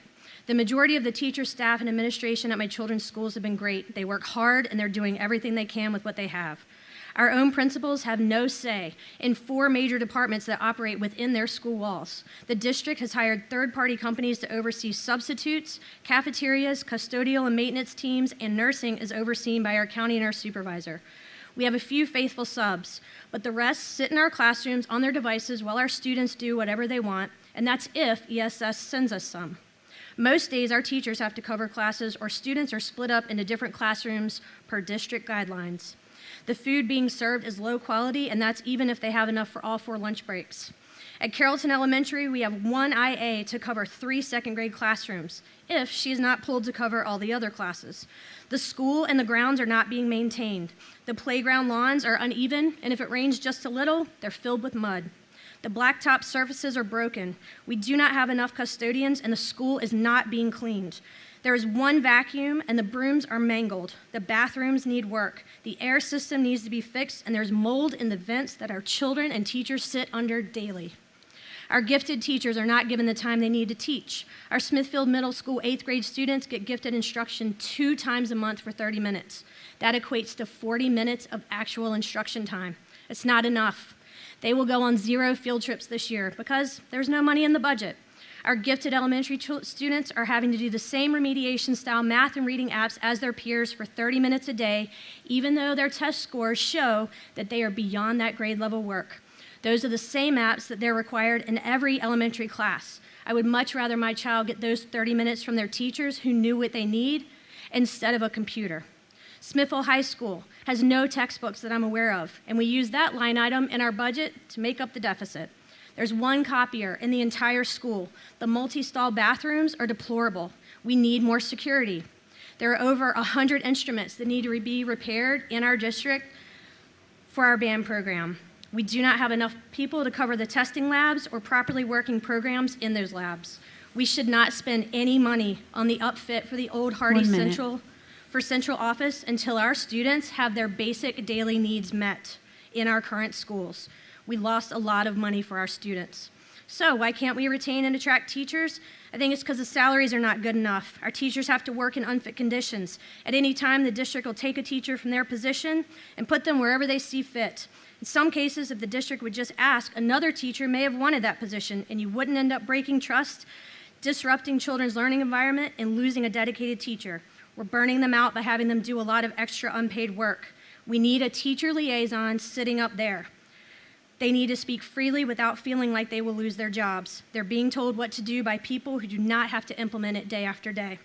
There's an unhealthy arrogance in our district. VDOE and VDH have little say in what happens in Wight County. It's up to the county to do what they want. We have important positions covered by people with little to no experience in that area. We need to do better. Thank you for your time.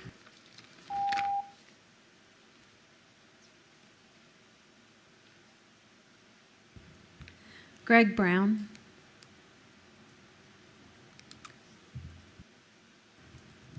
Then that's it, Mr. Marsh. Thank you, ma'am.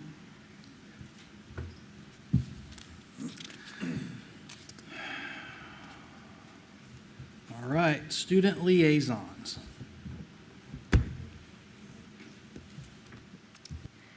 So Smithfield High School just got back from our winter break, and we came back with a win for our basketball team. They just won against York yesterday. I'm pretty sure it was York.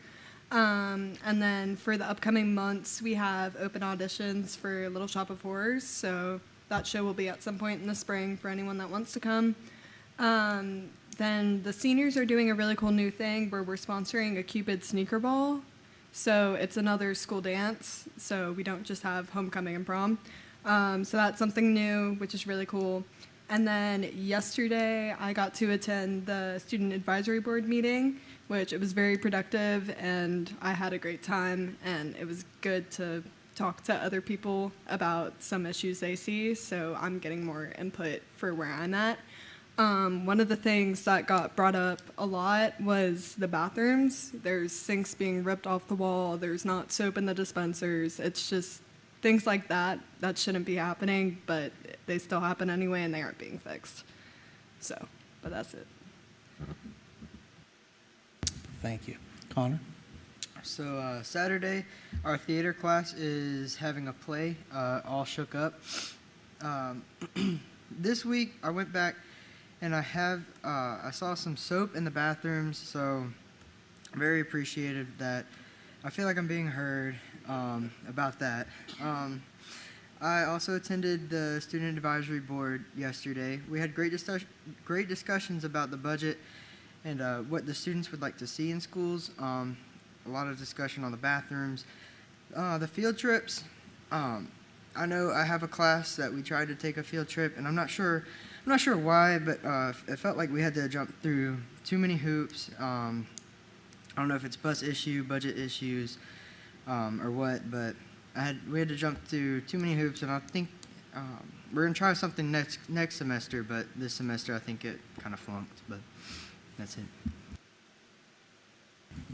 Thanks. So Smithfield High School's bathrooms are a mess with no soap. Windsor High School bathrooms are improving. And I trust that Dr. Kramer and Dr. Coleman are taking copious notes, as well as the comments about the HVAC and the cold, and so on and so forth. Thank you. All right. And we'll kick it over to 15.1, considerations for grant increases.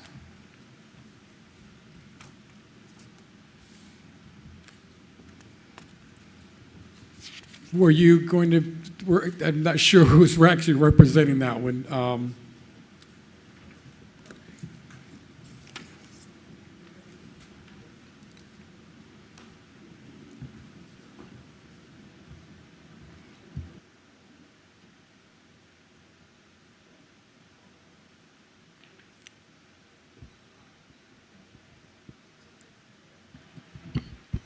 All right, we're going to do this in tandem.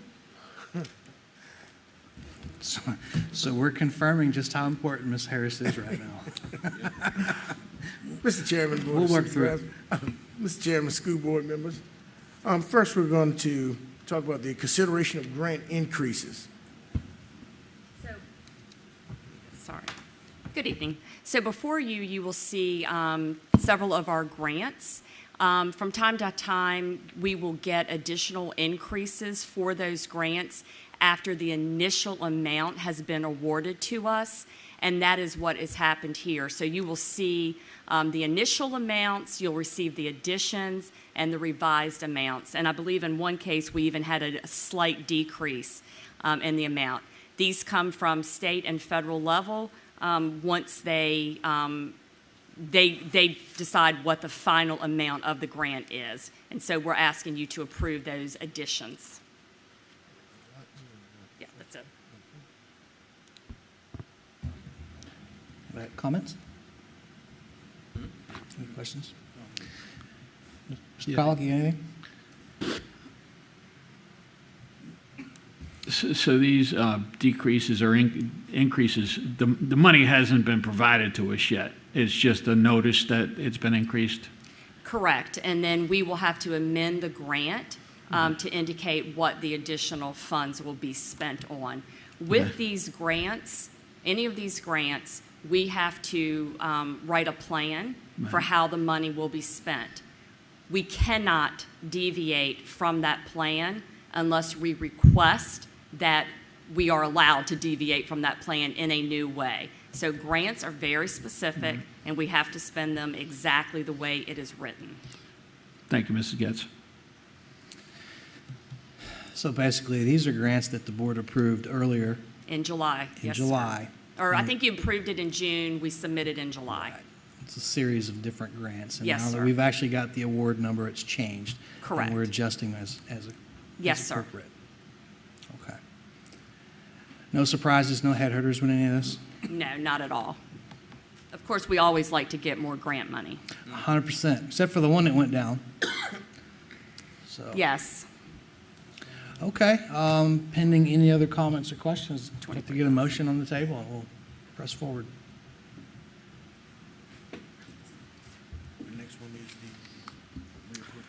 Mr. Chair, I would like to make the motion to approve the request to increase fiscal year 2023-2024 grants fund budget due to grant award increase amounts of $270,545.75. And I will second that motion. We have a motion and a second. Madam Clerk, if you could take a vote. I'm going to take a verbal. Aye. Mr. Colick? Yes. Mr. Cunningham? Yay. Mrs. Perkins? Yes. Mr. Wooster? Yes. And Mr. Marsh? Yay. And that's unanimous.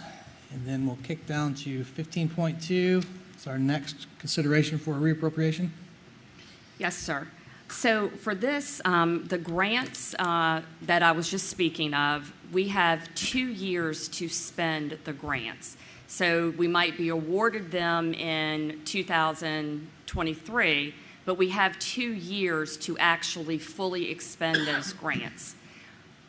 What we are asking is for the carryover for year 2 of those grants. Got it. Any questions? Mr. Chair. Yes, sir. So, Mrs. Getz, what you're saying is this is just grants that have previously been awarded that have not been allocated for or spent yet? They have not been fully spent, yes, Mr. Colick. Okay.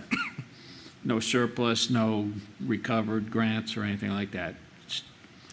It's those grants that were listed previously that have not been fully spent out, and this is just the carryover to spend them out. Perfect. Thank you. Yes. Pending any other questions or comments, let's get a motion, please. Mr. Chair, I've got one. This question is more so on public understanding as far as grants are concerned. Whereas most grants have a very specific guideline for which they can be utilized.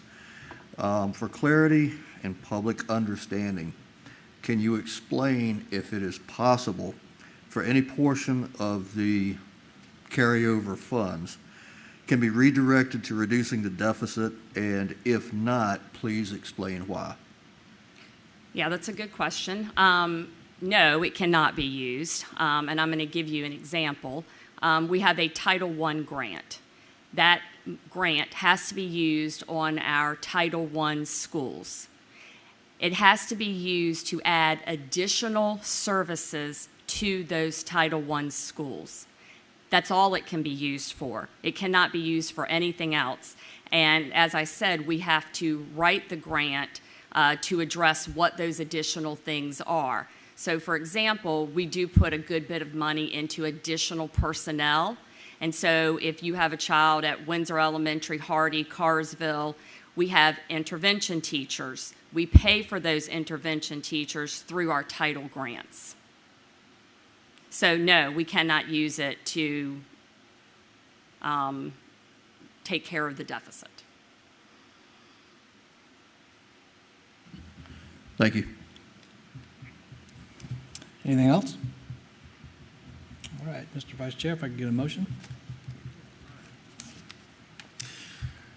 Mr. Chair, I make a motion to approve the request for reappropriation of 2023-24 grant fund resolution carryover in the amount of $1,942,332.62 from fiscal year 2022-2023. I second that motion. Motion and a second. Take a vote. Mr. Colick? Yes. Mr. Cunningham? Yay. Mrs. Perkins? Yes. Mr. Wooster? Yes. And Mr. Marsh? Yes. And that is unanimous, and that'll move us down to 16.1, monthly financial reports. Over to you, sir. Yes, good evening again, Board Chair and members of the Board. Dr. Kramer, the monthly financials, standard financials should be in front of you, and I'm happy to answer any questions that you may have to the best of my ability. Mr. Chair. Yes, sir. Mr. Christensen, on a financial summary, it says budget expended or encumbered year to date. That's 50.1% excluding grant projects. Underneath it says budget expended or encumbered year to date for the same period last year. It says 35.4% excluding grant projects. It's about a 15% difference there. What I noticed was the budget expended or encumbered year to date for the same period last year is the exact same number that we showed last month. So let me... so it seems that from November to December of 22, we didn't spend any money. No, we certainly did. So I guess the first thing I'd like to say is to go back to the 35.4% because that number is not reflective of my memory of that. I'm thinking something more like 52.7, but that's off the top of my head. So I'd like to revisit that year to date last year. It wouldn't be 35%. We're halfway through the fiscal year. That number doesn't make any logical sense. So I can... Yeah, you're absolutely right. And that's why I'm bringing it up. This is just one of those examples of attention to detail that kills us. You know, it's a little piece. It's a little thing. But if we take care of the little things, then big things will take care of themselves, folks. The second question I have, whenever you are ready, is under the health insurance fund. Okay, so it shows us having an ending cash balance. Is that the true balance of what's actually in the account? Or do we have money remaining from previous years also available to us in case of an emergency? To my knowledge, that's the amount of money that's in the account. Okay. So we don't have, there's nothing left over. So we zero out at the end of each year.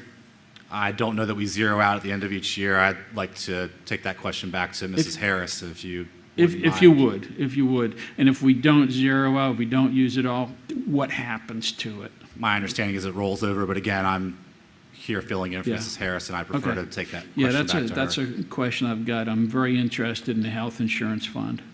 Okay. Thank you, Mr. Christensen. Mr. Chair. Anybody else? Yeah, Mr. Chair, I've got two questions. Under the large ticket items,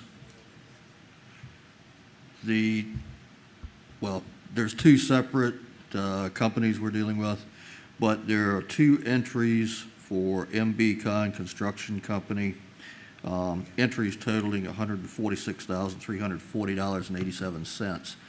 And this is for Hardy. Can you elaborate on what exactly that was for, since we're dealing with a new school? Yes, Dr. Coleman's working directly with MBCon on that, and he'll be able to address that. Okay. Yes, Mr. Wooster. The $146,000 that you're speaking of is coming out of it states change order, and I think that's where, that's what you stated. Speaking of a change order, it's not a true change order. Those funds are coming out of the contingency. Smithfield, I apologize, New Hardy had a contingency that we've been working throughout the year. Anything that comes up during the construction phase that needs to be done, let's just say right now that's paving the bus loop at Hardy. For the last 3 to 4 days it's been raining. I think they had 2 to 3 inches of rain. If they want to go back and pave over that, the soil has to be tested, and if the soil is wrong, it has to be undercut and has to bring new soil in. That's where some of the contingency money lays at. This contingency, there's a list of items that was built out of the 165. Let's see, broken down. No, not that one. But this particular contingency, give me a sec, here we go. This was given to me by Mr. Ross Tilton at MBCon. It includes demolition of the portion of the existing school, adding new parking lot, adding the bus loop, sidewalks, the turning lane, a new water line, fire hydrant, extending the sanitary sewer system into the old school, new storm system for the bus loop and parking areas. So to break it down even further, but those funds came out of the contingency, so it's not a true change order in the way that we think of change orders. More money coming out of our pocket. So basically, this is just a continuation of the original construction plan, correct? 100%. Okay. The second question I've got is dealing with ABM Industries. 3 entries totaling $307,197.33. Is this part of just the general contract we have with ABM, or is this for additional duties that may have been completed? No, that amount's going to be directly from the contract. Unlike previous years when we were working with our prior contractor, we had them run point on some of the facilities-related projects. So you would see them come up with multiple charges throughout the month in addition to the contract. With the addition of our finance coordinator, John Smith, he's running point in those projects now. So we don't do anything else through ABM other than what's already encompassed in the contract. Maybe one thing here or there, very rarely, but by and large, we're running those internally now. Okay, thank you. That's all I've got. Anybody else? Doc Coleman, give us a quick update on the contingency. I know last time we talked about this, there was more left on the project and there were contingencies remaining. Are we about zeroed out on that? Yes, we're not quite zeroed out yet. I have an official report coming for February. The prediction was the final contingency would be turned over once the bus loop was completed, because then the school would be complete. The bus loop was proposed to be completed on the 15th, but now because of rain and delays, the bus loop is now scheduled to be complete before the 31st. So I'm looking for next month to have all of the contingency money and funds left over at that time, so because then we won't need it anymore. Any loose ends over there that are making your head hurt? Oh, not at all. It was a perfect process. Thank you. All right. Any other questions or comments about support services? Thank you, gentlemen. That's correction, finance reports. So that moves us over to support services, right? Yes, sir. Yes, sir. All right. Oh. All right.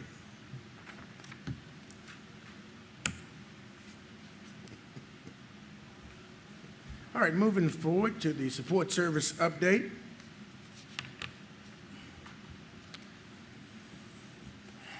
All right, I guess I'm looking.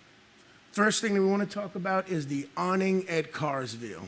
The awning at Carsville is finally complete. I had a conversation.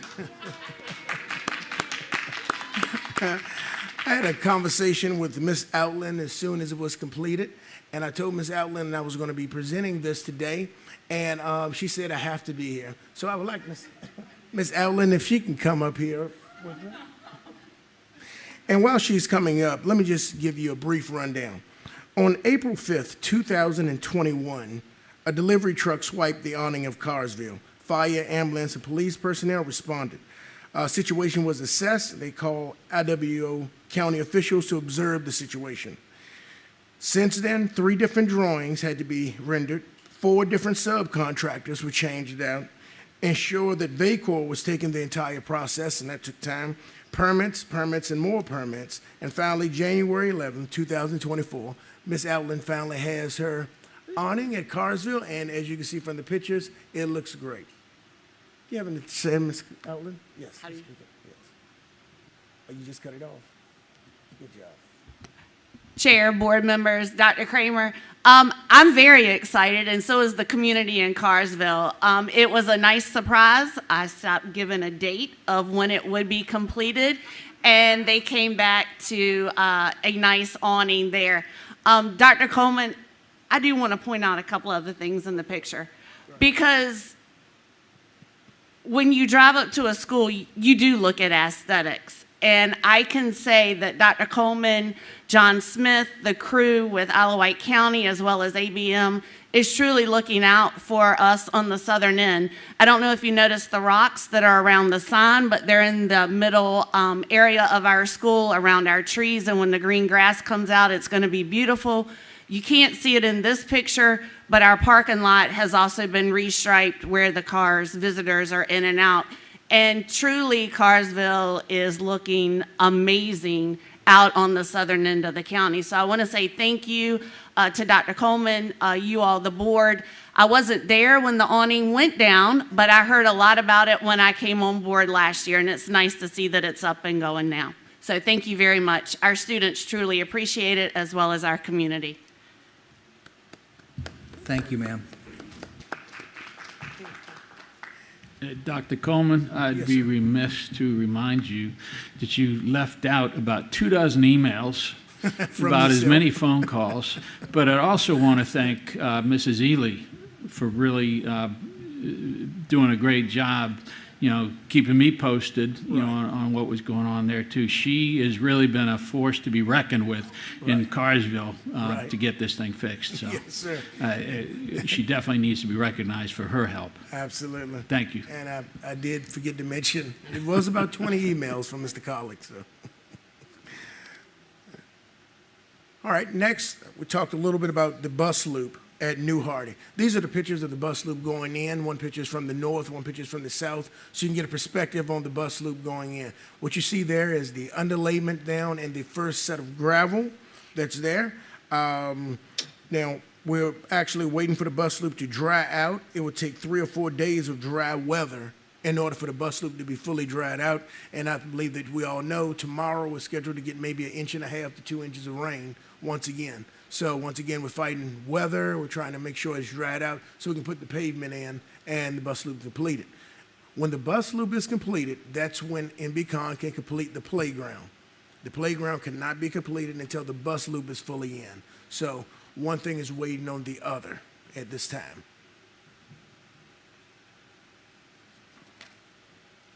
All right. Next, I want to bring this to the school board's attention. This is something that Dr. Kramer, myself, and Mr. Christensen have been working with the town of Windsor for. Around Windsor High School, there are drainage issues along the road, I think it's called Church Street, I apologize, along Church Street and between Church Street and the school. There's a drainage issue going on. At first it was one hole that was seen, then it was another, and now it's another.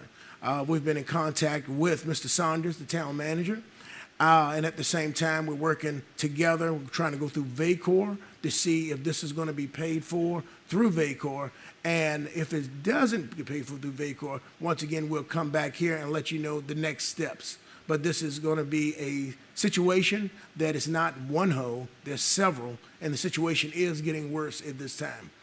And there's sinkholes right around that line across Church Street. At this time, the town is looking into whether it's more of their issue or whether it's more of our issue, but we're really working jointly trying to figure out exactly what to do. So this would be a big ticket item if VACOR doesn't cover it. Any questions? Mr. Chair. Yes, sir. Dr. Coleman, do we know the genesis behind this? What is going on? How this is occurring? No, not at this time. One of the first things that's going to have to occur is a video scope of the pipe. Video scope all the way back up to the main street and a video scope all the way back to the rear. As long as I've been here, there have been issues with sinkholes and different things around the stadium of Windsor High School, but we never knew it was encompassed the amount of area, the amount of space that it looks like it's encompassing. So it's going to be a little bit bigger than we initially thought. Okay. But we are working with VACOR and we are working with the town of Windsor diligently to bring some closure to this matter. Okay, thank you. Doc Coleman, I trust that you and Mr. Saunders can handle this, but if you get to a situation where you need some engagement at the council level, please pick up the phone and let me know, because those guys all live in my backyard. Sure will. Next, Mr. Collick had requested last month just an update on the vestibules. So here's a vestibule update. Carsville Elementary School at this present time is 100% completed. Westside Elementary, 100% completed. Smithfield Middle School, 75% complete. All of the hardware is in place, but the access controls, we're waiting on access controls. Same thing with Windsor Elementary School, just waiting on the access controls. Of course, Hardy Elementary School is already 100% complete. Now, Smithfield and Georgia Tower will be the next two schools. The proposed March completion date for March 1 for Smithfield High School, if everything goes accordingly. And of course, Georgia Tower as soon as that is completed. Carrollton Elementary School, there's still some thought patterns going into the layout of that. And then of course, Windsor High School, that's going to be another entire situation. We have to sit down and talk through the situation of how we're going to design that. Architectural designs will be needed for that school. Dr. Coleman, now is everyone in the schools who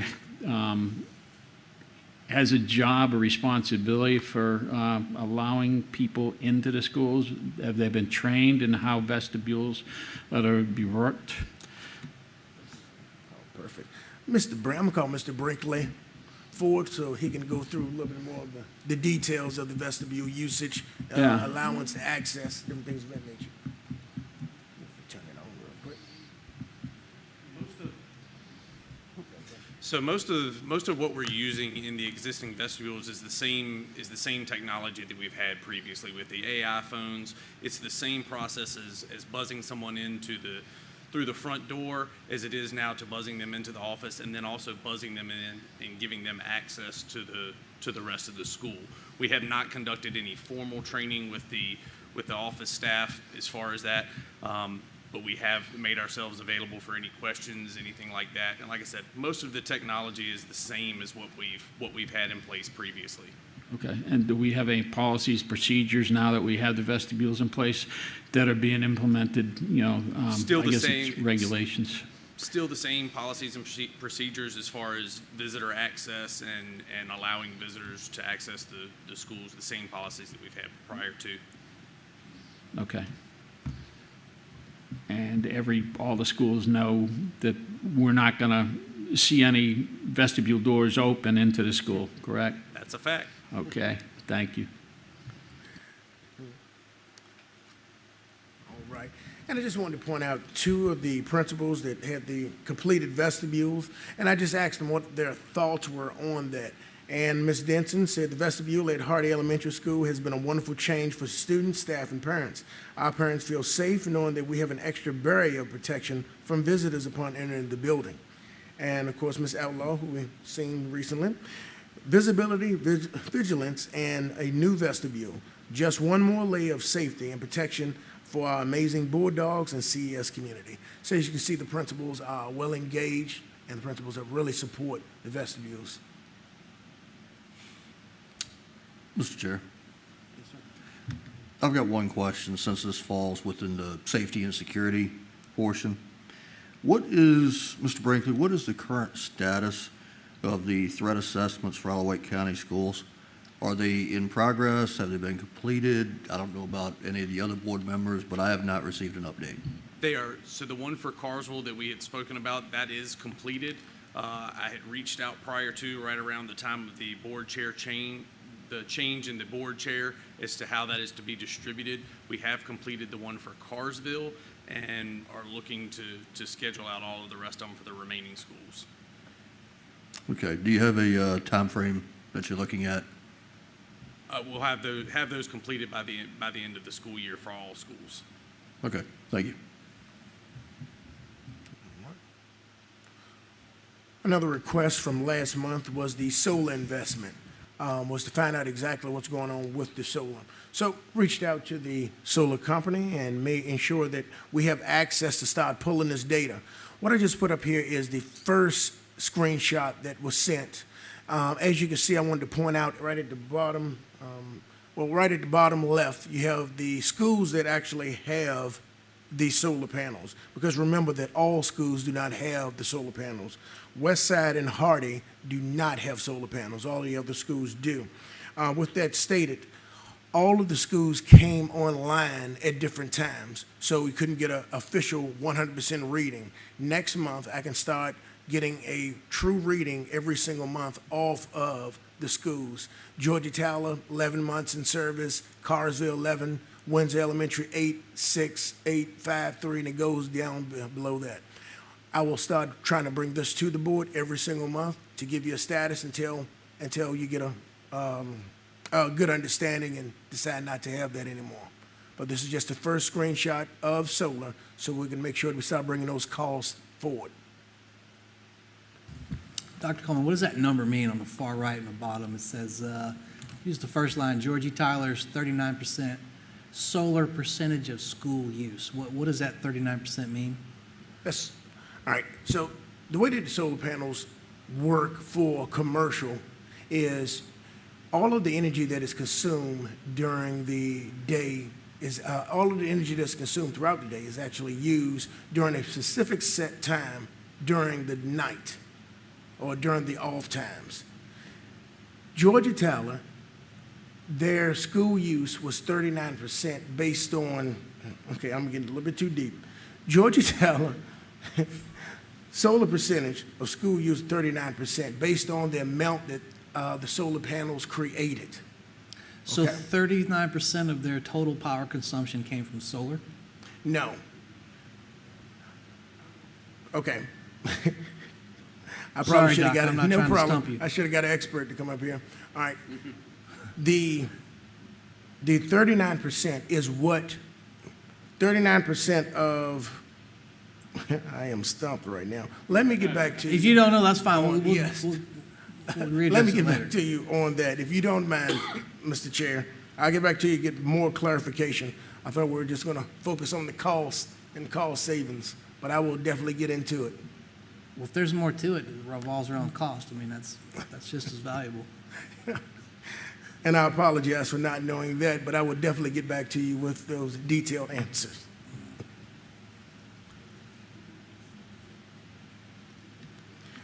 Last, I want to talk about the new grant for emergency shelters. This is going to be a joint grant writing opportunity with myself, Mr. Jason Brinkley, and Will Drury, the Emergency Management Coordinator, concerning the new grant for emergency shelters. This is a Virginia Department of Emergency Management grant, and it's for emergency shelter upgrades and assistant programs. One thing that we found once we met is that Smithfield Middle School, Windsor High School, Carrollton, and GTMS all have 4 generators. They have 4 generators that support the entire school. Hardy, Windsor Elementary, Smithfield High School, Westside, and Carsville all have, they have partial or no generator at all. So this grant is going to be focused on Carsville. It's going to be focused on building a generator out at Carsville in order to support the local populace during any sort of emergency, storm, or anything of that nature. So once again, the project is due, grant applications on the 26th, I believe. And myself, Mr. Will Drury, and Mr. Brinkley have already met, just putting together the ideas to move forward. But this is just informational. Any questions? No, I think it sounds like a good idea. There's no reason why we shouldn't have a shelter on the south end of the county as well. Right. And there's a lot more details to go into it, but as we move forward, we'll go through that. This is going to be one that's submitted actually by the county, not by the school. They just need our input and our assistance on that. Sounds good. Looking forward to hearing more about it. All right, next is the work orders. As you can see, a total of 154 work orders for the month of December. Since September 1, since the work order system came online, 269 are still open. All right. Over the break, a couple of items I wanted to pinpoint was that ABM was busy re-waxing the high-traffic areas in the hallways and deep cleaning bathrooms. They were trying to deep clean bathrooms with the pressure washer, so that actually assisted. Also, things that they're doing is, once again, painting the parking lots and different things of that nature over the breaks, just to ensure that the schools are fully equipped. Dr. Coleman, so the total number open are 269? Yes, sir. Period. There's not a single work order else floating out there? No, it's that is correct. There is only, in the system, there are only 269 work orders, and that is a lot. So it's not only, but there are 269 work orders that are open and not closed out. No, it's actually, in my mind, it's actually pretty good, because I remember when I first came on the board. There were 800, 900 work orders, absolutely. We're definitely moving in the right direction. Thank you. Yes, sir. ABM, they're keeping their head above water on this? 100%. They too inherited a hot mess. So. Absolutely, and they knew it in taking over, and Dr. Kramer truly holds me to the fire on that issue every day to ensure that ABM is doing everything and above. As he should, sir. Absolutely. Excellent. All right, lastly, the division fuel report. As you can see, the October 2022 compared to the October 2023. And down the line, are there any questions concerning that?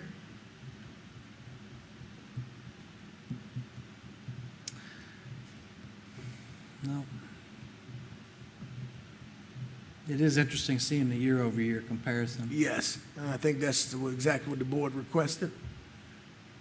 Yeah, Dr. Coleman, I got to tell you, I think over the course of the last many months, your support services update has formed itself into a very good report. I'm going in the right direction. I like what we've got. So. Okay. Thank you, then. Mr. Colley? I do have one last question about the threat and vulnerability assessments. When can we expect to see those? I would like to see it sooner rather than later. As far as the one from Carsville, we can get that sent out. I can get it sent out tomorrow. Perfect. I look forward to seeing it. Thank you. Okay. Mr. Chair, I've got one question. Dr. Coleman. Yes, sir. You may or may not have an answer for this, and I totally understand, but this deals with transportation. Okay. During the November 8th, 2023 school board meeting, we had discussion that took place regarding the time frame to complete the bus repairs, make operational to reduce the delays in student pickup and drop off. It was discussed replacing an engine in one of the buses. Anyway, I was given an estimate of 6 to 8 weeks before these needed repairs were completed. In the meantime, I'm still getting emails from citizens stating that they are having delays in pickup and drop off, some to the extent between 20 to 40 minutes late arrival. My questions on this, since we're past that time frame now, have the repairs been completed, and if so, have those buses been placed back into the fleet for use? Do you know or not? I do not know the answers for that, but Mr. Christensen could. Okay. As Mr. Christensen is coming forward, I think it might be timely for us, Dr. Coleman, to maybe have an update for the February meeting so we can have a more extensive update in terms of where we are. Board Vice Chair Wooster. Go ahead, Mr. Christensen. Yes, absolutely. Good idea, Dr. Kramer. We can get with Mr. Fike and Andrew Sullivan over at Transportation Department and get a more comprehensive update. But to your question, Mr. Rooster, yes, the repairs themselves were made. The engine with the special education vehicle was one in particular that our mechanics are very proud of. They did that internally, which was the first time in quite a while they had done some work of that nature. I believe, Mr. Marsh, you may have got to see some of that in action if my memory serves me correct. So yes, those repairs were made. We identified the funds and they got those buses back on the road. So the delays that you're speaking to, I'd have to check back to see exactly, but my guess off the top of my head is those are going to be personnel related, because no matter how many buses you have in the fleet, if we have 10 drivers call out in the morning, we're going to have to double back runs. If you are able to provide me with a specific date, I can verify that with you, but based off my conversations with Mr. Fike, which I speak with him every day, it's not a bus issue at this point. If there are delays and double backs, it's most likely due to driver call out. Okay. Since you brought that up, do we have a staffing issue with bus drivers? Do we have a sufficient amount, or is it just a matter of, calling out? I wouldn't say it's an issue. I mean, we're always looking for drivers. So we would like more. We would like more substitutes, but it's not to the point where we're just crossing our fingers that we don't get one single call out or our whole day is going to be doomed. We're in a relatively good staffing position, especially compared to our neighbors. That being said, there's always more drivers, high quality drivers we would love to have on board. So yes and no. We're in a relatively good position, but you can always do better. Okay, thank you. Yes, sir.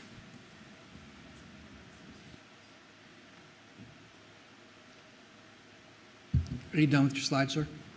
Yes, that is it. One question for you. Were you able to make any progress on the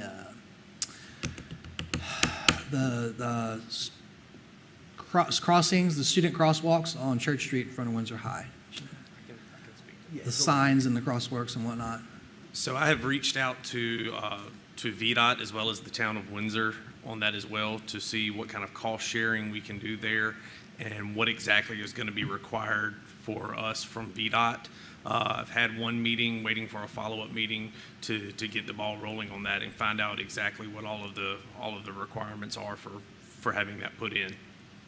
Okay, thank you, sir. And just keep the pressure on them. And again, if you need someone to go knock on the doors of the Windsor Town Council, I'm your guy. Will do. Thank you. Any other comments? Thank you. Thank you.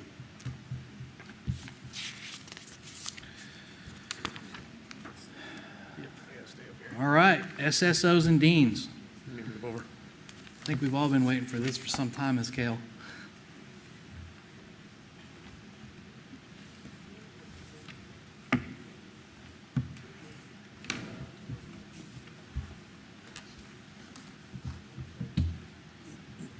Good evening, Chair Marsh, board members, Dr. Kramer. Welcome, Ms. Perkins, board. So, as your request, we are here to talk to you a little bit about our new deans of students and our school security officer positions and the value add that they are bringing to our high schools so far this year. Before we get into the specifics of the positions and the data that we have to share with you, I just want to remind you why we came to you for these positions to begin with. So the first thing is time. It is so important that principals spend the majority of their time working and supporting teachers, instructional initiatives. They are highly trained professionals, and academics are their specialty. It is about instruction. Over the last several years, we've seen an increase in student discipline issues, and that has led to a substantial amount of principals' time being spent in an office dealing with a discipline issue as opposed to in a classroom getting shoulder to shoulder with a teacher and leading educational excellence. And that's really what we need from them. So when we are given to principals the time to effectively go into classrooms, lead professional development, support their new staff members, and we have a lot of those these days, we also know that that will lead to eventually a decline in student discipline, but also increases in student achievement. So all of those things together are the reasons that we really came to you for these positions to begin with. So without hearing it from me, I'm going to let you hear it from Principal Cuffey and Principal Carroll, and then we can answer any questions at the end. Thank you. Good evening. I wanted to say from the perspective at Smithfield High School, the SSO position has been invaluable in creating a second layer of safety, invaluable in increasing the amount of time that I want to piggyback from Dr. Kale, that myself and my assistant principals have been able to get with teachers and spend time with teachers and parents. The dean in my building has held since September over 400 meetings. Those meetings have been attendance, discipline, and other supports for parents that need acclimation to the building, new enrollments, and even parents that are withdrawing from our county. So she works with our school counselors. She has worked with our attendance clerk in the main office. She even goes into the classroom and provides supports with teachers on lesson plans and looking at our CFD. So our dean has stepped up in ways that have greatly allowed us assistant principals and myself to be with teachers with instruction. I can get into my PLCs now. I can spend more time with feedback with my teachers on those observations. My observations personally increased from 16 last year to I've now had 36 observations. So my assistant principals, a total of 116 to 164. So there isn't an adjective to describe the amount of time that we've been given. Please forgive me, Ms. Coffey. Can you give that to me in layman's terms? I don't get all the acronyms. I'm POCs. so sorry. A PLC, Professional Learning Community. So all of my teachers are required. On Tuesdays, we have department meetings the first Tuesday. Second Tuesday is your Professional Learning Community. So your department meeting is just English teachers getting together. Second Tuesday is everybody that has planning together. So it's science teachers, math teachers, and the chorus and band teachers. So it's different disciplines doing different things, talking about instruction and planning. And then the next meeting would be department again, and then full staff meetings. So last year, I would spend my time with discipline or parents or attendance. Now I'm in those meetings listening to teachers talk about their plannings, giving my feedback. We're talking about videoing lessons and looking at videos together of their lessons so they can see how they're teaching, and we can have really good feedback of what they can do different to support their students. So I just want to repeat, I'm in planning meetings with teachers where it was me just being directive. Hey, are you doing this? And I can look at your lesson plans and think that you're doing it, instead of sitting at that learning community table with them and actually talking about and looking at a lesson plan with them. Does that make sense? So that, for me, has made a big difference, and I've gotten really good feedback from my teachers to say, I'm looking face-to-face with you and hearing instead of me sending them an email, how'd that go? So it's not me asking you how it went. I was right there in your class observing it. And the last thing I'll say before I hand it over to Mrs. Carroll, I initially had a little bit of apprehension with the SSOs that it might be contentious or adversarial, or my students might be fearful that I have this staff member that has security on their back, and like, do I have to watch my back? What am I doing? Do I feel afraid? But my students are smiling, shaking hands, having conversations. How are you today? How are things going? They live in our community. Oh, I saw your mom the other day. Hey, take your hat off. I need you to do, hey, slow down, get to class on time. So my SSOs have felt like or feel like parts of my school. It's not an SSO, a separate entity. My security officer is a member of my school. If a teacher is like, hey, can you go grab this and send this to the main office? Absolutely. Can you go grab that child and bring them to parents here? Can you walk this family to the guidance office? I absolutely can. They know the whole layout of my building. They know their staff members. It's not who's that English teacher? Who's that in the cafeteria? They call the teachers by their first names. They're getting to the point where they call students by their first names. So they are a second layer of security that are family members. They are true members of our school community. They're not separate entities.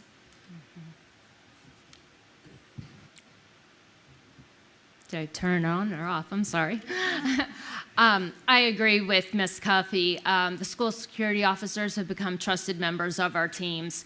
As a result, our students and our staff feel safer. It gives us the ability to focus on the areas that we need to focus, which is instruction and learning. In terms of daily routines for the school security officers, by the slide you can see that they conduct surveillance. They have the school cameras. They monitor what's happening either by camera or by doing their rounds within the building.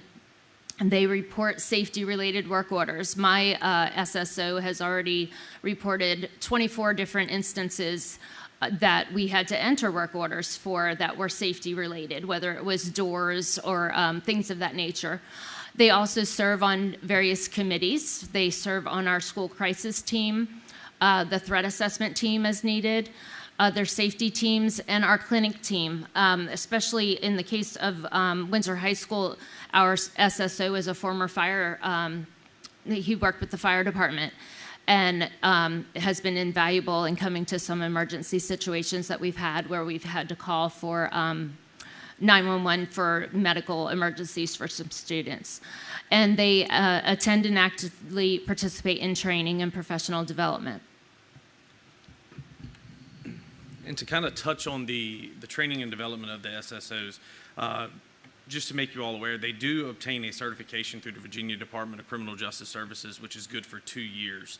And as Ms. Carroll said, they attend all of the professional development trainings within the school. This year so far, they've attended the Handle with Care training as well as the CPR training. We also have ongoing opportunities through DCJS now to include the See Something, Say Something program, crime prevention through environmental design, mental health, crisis intervention, and these are just to name a few of the opportunities that the DCJS is providing for our SSOs now. And as well as them having the ability to do these virtually, they can now take advantage of our professional development days, our virtual work days, things like that. In addition to the virtual aspect of it, having myself as an instructor on staff will allow us to also conduct trainings on professional development days and to handle recertifications in-house where we don't have to send them out and they don't have to have time outside of the schools.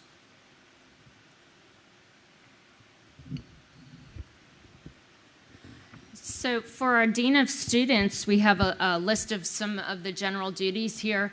They process and investigate any type of behavior situations in the building. They typically handle consequences that require out-of-school suspension for 5 days or less, but they also assist administrators, myself or my AP, and at Smithfield High School as well, in more severe discipline infractions as well. They help with those investigations. They address student attendance concerns. The state requires us to monitor chronic absenteeism as well as truancy, and our deans in both high schools take the lead of that attendance process.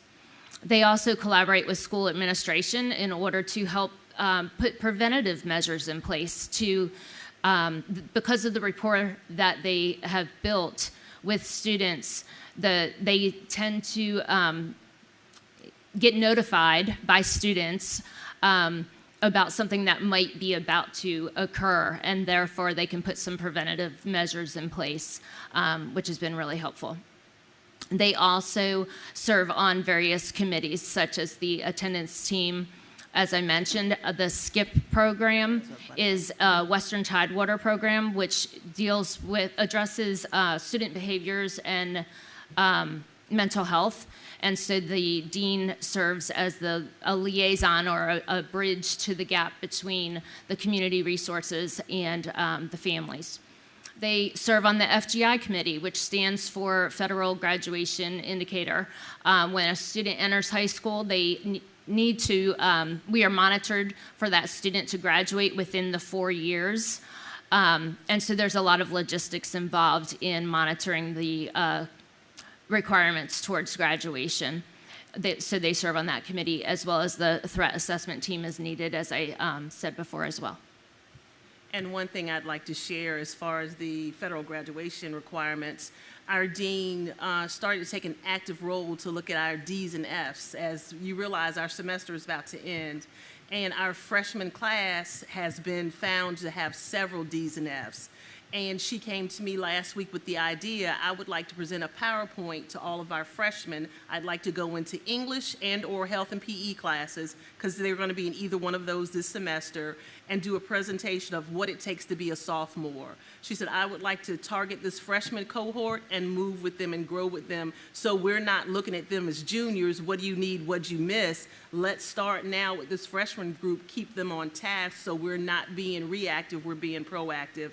And I was enthused with her self-starter, and that was commendable that she saw that need and targeted that group, and now is doing presentations called What Does It Take to Be a Sophomore? Yes. So here we have a collection of data in an attempt to quantify something that is truly more qualitative, and when you talked about value add of an individual and your staff. So if you see in the left column for each school, that was for the entire school year, the number of those meetings that were held. And each time, those meetings were attended by and led by an administrator, so a principal or an assistant principal for each of those meetings. I can't begin to tell you how much time it takes to process a single disciplinary referral.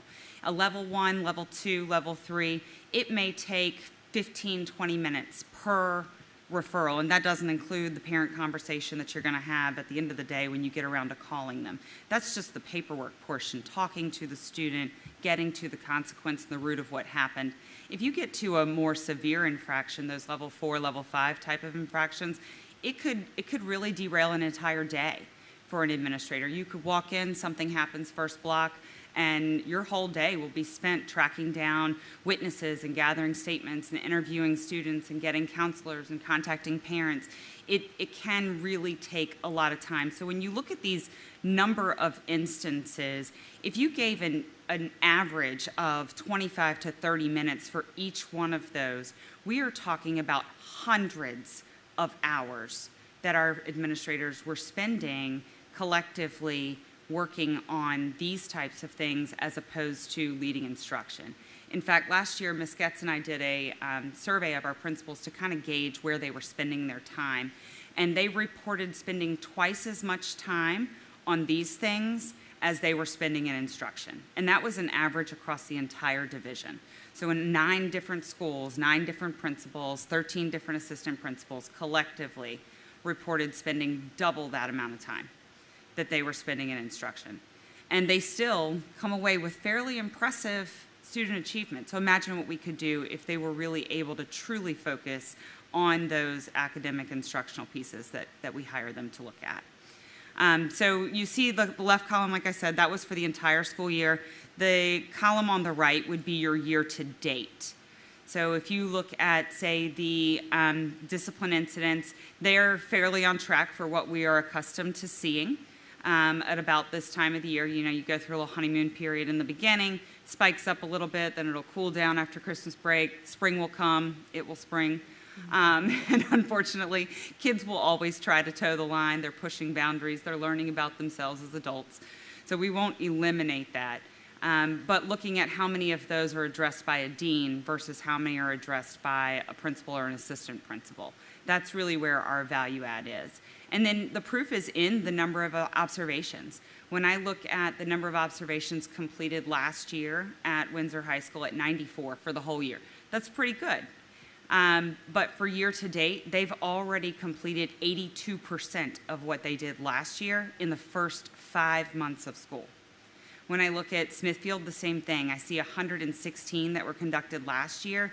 They have superseded, and I think the exact percent, they have 141.4% of what they did last year already in time spent with teachers side by side in classrooms. So I think that when we talk about the full value add, that's really where the magic happens for us. But I don't want you to take it just from us. We actually have a little video for you. Mr. Robbins.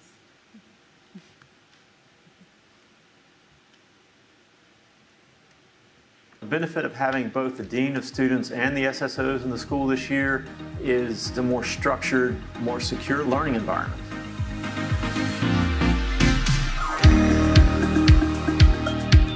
So this year we were very fortunate to be able to have the addition of an SSO, which is our school security officer. He does a lot with working to ensure that our students, staff members, and community members are safe. He does a lot in terms of going through the school. He also is really invaluable with checking the perimeter, just making sure everything is secure and that students feel safe and comfortable as they go throughout the building. It's really comforting seeing Mr. Costins walk the halls. I have noticed that vaping instances have decreased, as well as students just like loitering and hanging out and being areas where they're not supposed to. And there's an extra set of eyes and ears in the hallway during class changes. You can go into our hallways right now and they're empty. We don't have kids walking by in little groups waving at their friends during class. Overall, his position, it does make me, feel a little bit more safe in school. I always see him always walking around, always paying attention to the little details going around school. He always tries to build a relationship with the students, just like walking around and like talking to people with a smile on his face. They also make conversation with you. It makes me feel really comfortable to have this type of person protecting us. If something was to go down, I feel like he's very trustworthy. The Dean of Students is the administrator in charge, really, of discipline. The role is intended to work a lot with discipline, but also through discipline, a lot of work to ensure that we can be proactive with things, support students who are struggling, and support teachers with concerns with classroom management so that they can do what they need to do, which is instruct and focus on education. The advantage is that that person establishes a relationship with students, and in many cases frequent flyers, and those students come to know what to expect and to know that there will be consistent accountability for violations of our rules. I think it's important that she builds relationships with students because when they come down for disciplinary repercussions, she's able to have that bond with them already. She's already built that bond. So she's able to understand possibly where they're coming from or what's happening in other scenarios. Not only has she developed rapport and relationship with these students, but she has also been able to intervene in issues before they even escalate. Ms. Bassing is kind of like a new person kind of go to. If you don't want to go straight to the principal, they can go to Ms. Baskin and talk to her so that she can kind of gauge the situation to see if she needs to bring it up to them or if she can resolve it on her own. She'll ask you, if you ever have an emotion on your face or anything, she'll calmly bring you to her and y'all can talk about it and, in a safe space. So now that we have these two positions here, I have definitely noticed that Our administrators are more visible in our building as well. It's nice to see them in the mornings, walking the halls, popping into classrooms, hanging out with students and staff alike. And they weren't able to do that last year because they were so tied down with all of the disciplinary problems that we were having. Our administrators can focus on other things that make our school stronger. They can focus on instruction. They can focus on coaching teachers. They can focus on building a learning community. All these things are things that we need. Having both the SSO and the Dean of Students has really put us in a position to be able to be preventative and proactive with things rather than reactive. The relationships that both of those individuals and the roles have worked to build with students and with staff members and families has really helped us get ahead of things of concern and ensure that our school can focus on what we need to focus on, which is the education of our students. It's more helpful to have more hands and, and help. And feel safe, because at school you should feel safe to go and learn.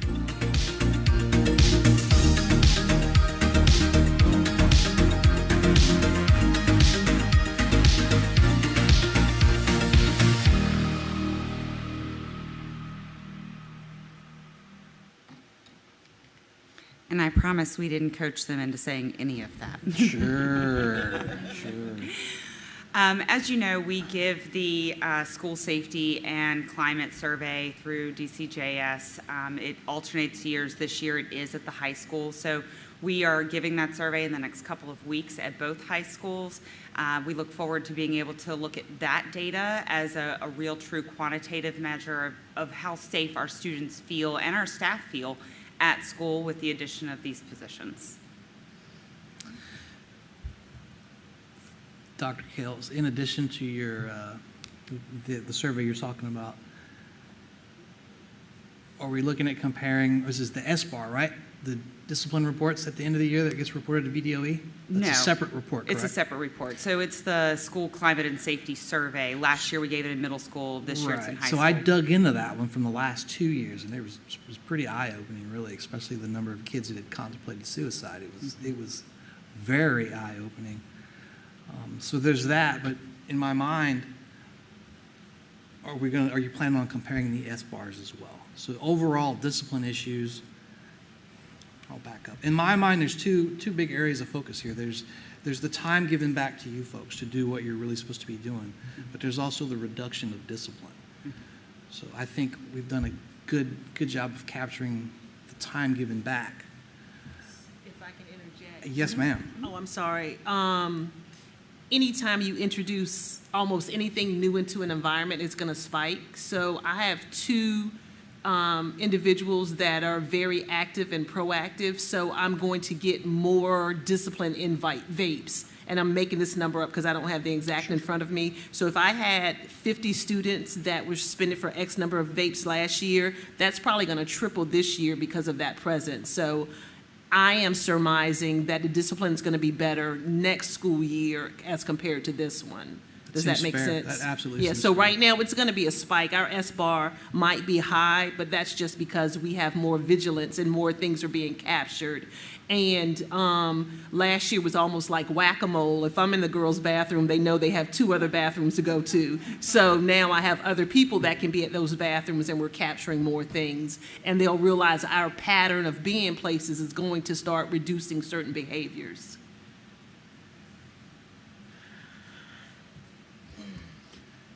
I've got a few questions and a couple comments, but before I start, I do want to remind everyone I was probably the first advocate on the school board for SSOs back when I first came on the board. My first comment, since this slide is up, is this slide doesn't really say a lot, but what Dr. Kale said about this slide is what needs to be captured. I could see a slide similar, a nice table. Principal Cuffey had this many engagements, and each one of your vice principals, this many engagements. Now this year, each person had the new number, and the dean had this. That would be telling. This tells me we've had no decrease. It's the same. But that would tell me you got more time back to do what's important in your role. So I would suggest that something along those lines would be one way to capture. Another thing, like Chairman Marsh said, discipline issues we need to see go down. And I understand what you're saying. When you have the forces out, you're going to find more. That makes complete sense. But I would also argue that student grades should increase. Absenteeism should be reduced, especially by students who are fearful of coming to school in the past. Bullying should be reduced. Overall incidents should be reduced, and as you said, probably more next year. Have teachers been able to get more instruction completed during their class time when they don't have to stop to remove a student or to discipline a student? And has the stress level on the teachers been reduced? That's the type of data I'm looking for, okay, to be completely honest. But I've captured my questions and comments about the SSOs and deans separately. When I first started advocating, it was just for the SSOs. I didn't know anything about deans of students. And when it was proposed last year, I was not a fan of deans of students. So let me start with the SSOs. Now I've got to bring my slide back up. So on the slide it says school security officers. If we can go to that. My first question is, who do the SSOs report to? Who do they work for? Who is their immediate supervisor? So SSOs work directly, obviously, at the immediate direction of their principal, but also we work under Mr. Who is the Brinkley. direct supervisor? One person. I am. Okay. I would argue that Mr. Brinkley should be their direct supervisor, and I can explain that later.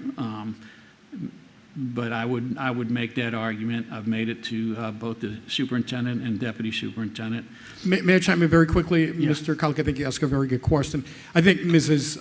Cuffey is the immediate supervisor, but the ultimate supervisor is Mr. Brinkley. If we were in need of pulling one of those SSOs, if we had an emergency at another building, we would have the ability to do that. Well, my argument is the professional supervisor should be the immediate supervisor, the person in that career field in a case of security. I honestly believe that with my whole heart, having been involved in security for a number of years. Ultimately, the decision is yours, but that is something that I really feel very, very strongly about. I've tried to make arguments against it in my own mind, and I just can't, and so far, nobody could. But we can have that discussion later, because I really don't want to, keep people here long. I do have a number of questions. But SSOs are security officers, not law enforcement officers. So I think the first bullet you've got here is good, except for conducting surveillance. That's honestly, if you're conducting surveillance, you've got reason to believe someone's doing something wrong. That sounds more like the SRO. It sounds more law enforcement to me. Can I just interject what we mean Please. by that? Yes. We don't live in the security world. We're educators. So when I think of conducting surveillance, what we're talking about is that they are making rounds throughout the building. They're going to every door. They're making sure those doors are locked. They're pushing on them. They're not making surveillance. sure kids are right. So what we call surveillance, what you call surveillance, may not be the same thing. Yeah, and that would be another reason for Mr. Brinkley to be doing some of this stuff. But the SSOs, they're covering the campus at least once an hour? Multiple times. Okay. I'm going to be watching out for that. And I did have one remark from only one teacher told me about SSO so far, and he spoke very highly of them. Okay, and Ms. Cuffey, it's from your school. Okay, so you've got some teachers there that are really, really like them. Now, where it says report safety-related work orders, that's everybody in the school's job. That definitely not unique. As the SSO, they should be doing it, just as every teacher, custodian, everybody that works there, if they see something, safety related, they got to report it. Okay? So I wouldn't necessarily have it on this screen. Now, the committee service, I really like this, but I'd like to identify what the value is that the SSOs add to these 4 teams that wasn't previously there.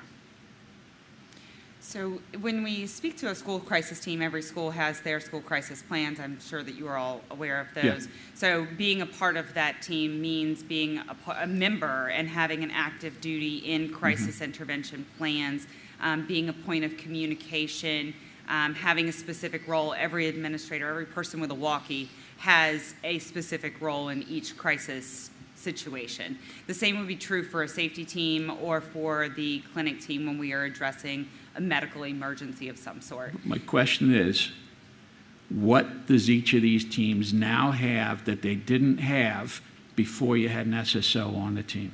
Well, they have someone who's specifically trained Okay. by Mr. Brinkley that brings a different lens. That's really not what I'm looking for, but Tell me what it is you're looking for. what tangible piece, okay, what tangible piece that you wouldn't otherwise have on the end product of whatever one of these teams is going to produce. If they're going to produce a report, a checklist, what tangible piece is the SSO going to provide that they wouldn't have without that SSO there? Think about it. You don't have to answer it Yeah, now. let me get back to you. I'd like to know by June, okay, before we vote on the next budget. And basically what I wrote down when I was thinking about earlier, in other words, how has the service or report that each committee is required to provide better because of the involvement of the SSO? How is it better? Okay. Now, Mr. Brinkley, you said every SSO is certified through DCJS. Has every one of them been through DCJS training as of now? No, we have one that is still awaiting. He was unavailable for the last training, and they have not offered any since. And as far as the SSO instructor, I have to finish up hours before I can offer the initial. As of right now, I can only offer recertifications. Okay, so you are being certified through DCJS as an SSO instructor. As an SSO instructor. Yes. Very good. So you will be the training and recertification authority for the school system. Very good. And I'm going to assume that HR keeps copies of all the certificates in everybody's files, correct? Thank you. And, okay, and that's it for the SSOs. Now the deans of students. And I think you answered these, but I'm just going to put them out there. How has the workload of the assistant principals and principals been impacted by the presence of the deans? And that's why I was saying, Dr. Kale, you hit the nail on the head when you were explaining that slide. If we can make that slide look the way you explained it, it would just speak 1,000 words. And then the metrics.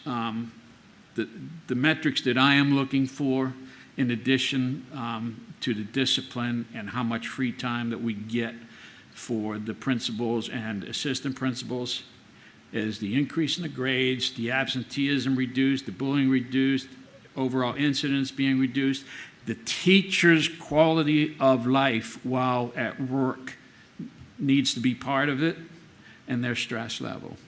So that's basically what I'm looking for when we look as to whether we're going to maintain these in the next budget.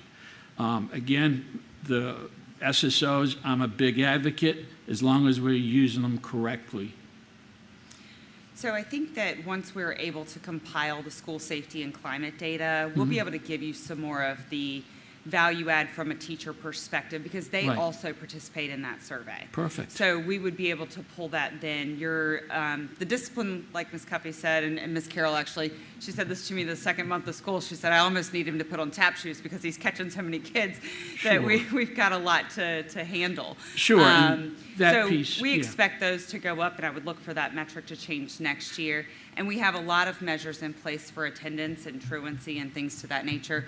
And that connection, that adult connection, research tells us that really makes a difference for getting kids to Right. school. If that dean of students helps me get 10 extra kids to school on a regular basis, then I think that we've really captured something from them. So we'll be I tracking agree that as well. wholeheartedly.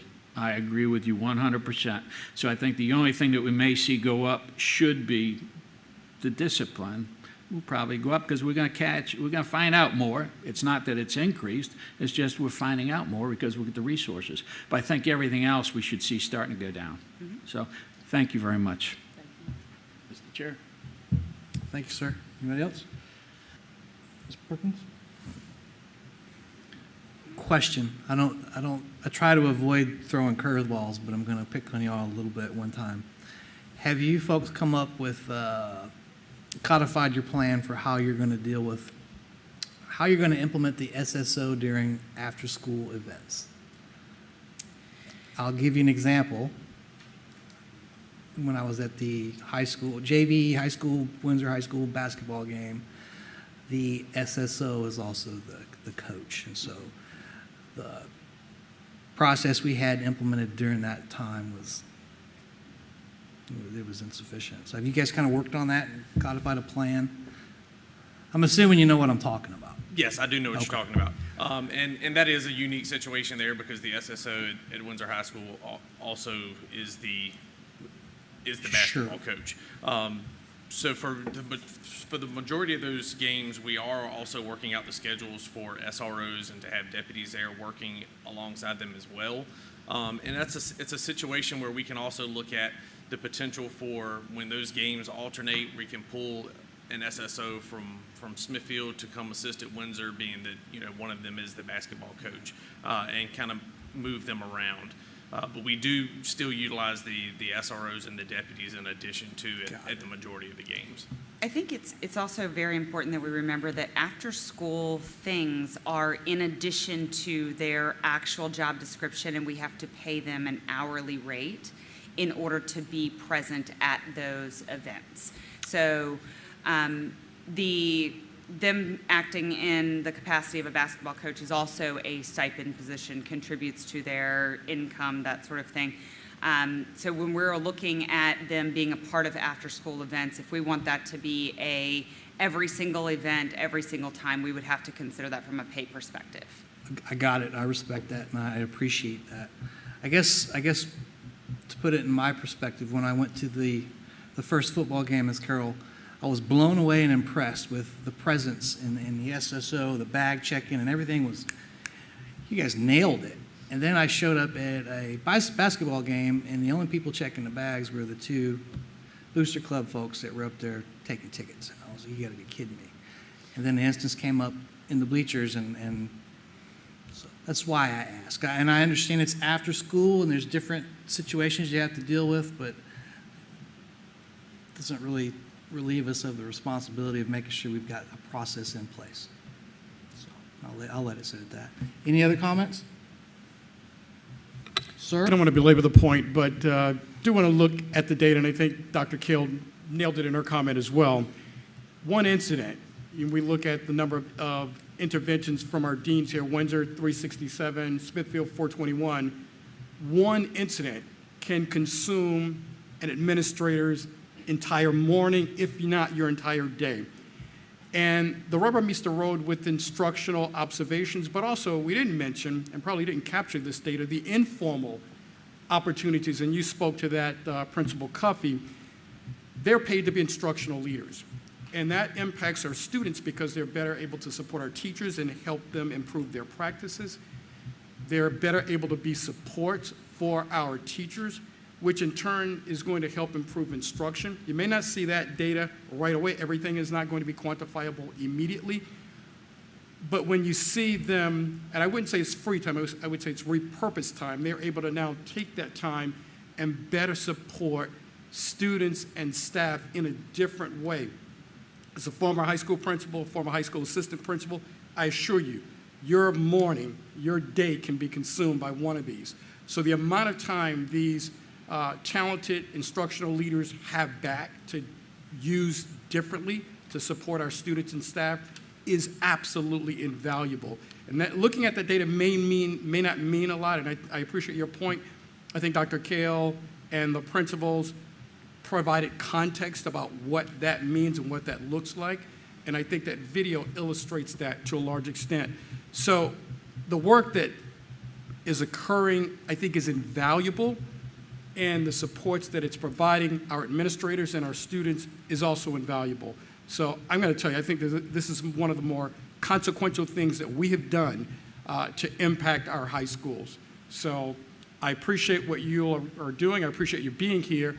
And we may have to take this on the road. I think we may need to have this conversation with our Board of Supervisors as well and show that video as well. I'll end there, but I could say so much more about the impact, both quantifiable and anecdotally, that you may not see in these raw numbers. We need the context and the stories and examples, again, to illustrate how important this work is in our schools. And to be fair, Dr. Kramer, nobody here knew exactly what we're looking for in the metrics. We've all got our own ideas, and the best way to move forward is we figure out what the best ideas are, the best way to convey the message that we want to convey, and move forward with that. I appreciate everything you're doing. I appreciate the time and energy you spent putting this data together. I know that this is the first year you've implemented this. It may have happened in years past, but this is the first year for all intents and purposes. The data's coming in. I would just ask that we continue to work to compile, look at what's working, look at what's not working, and continue to learn and grow. And you're right, Dr. Kramer, as a old retired senior enlisted guy that had to herd knucklehead sailors, you spend 90% of your time on 10% of the problem. So I absolutely respect and appreciate that. Onwards and upwards. Anything else? Thank you. Thank you.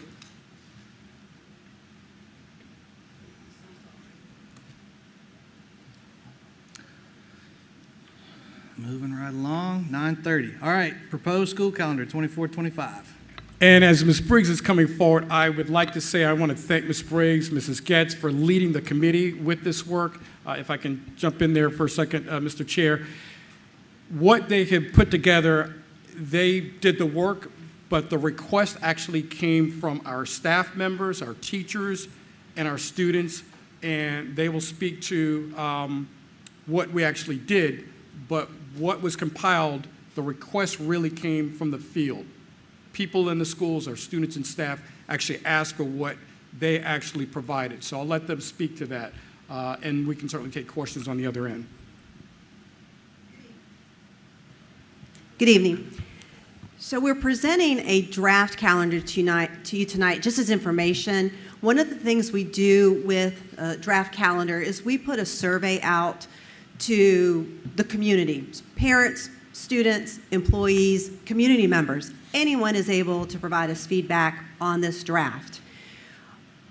Based on the feedback, we may modify what you're seeing in front of you now, but we're going to bring you back a recommendation in February for a first read. And the hope is in March, the board will approve a calendar. So if you decide to make additional changes to it, that's certainly your prerogative to make that. We'd have a calendar approved in March.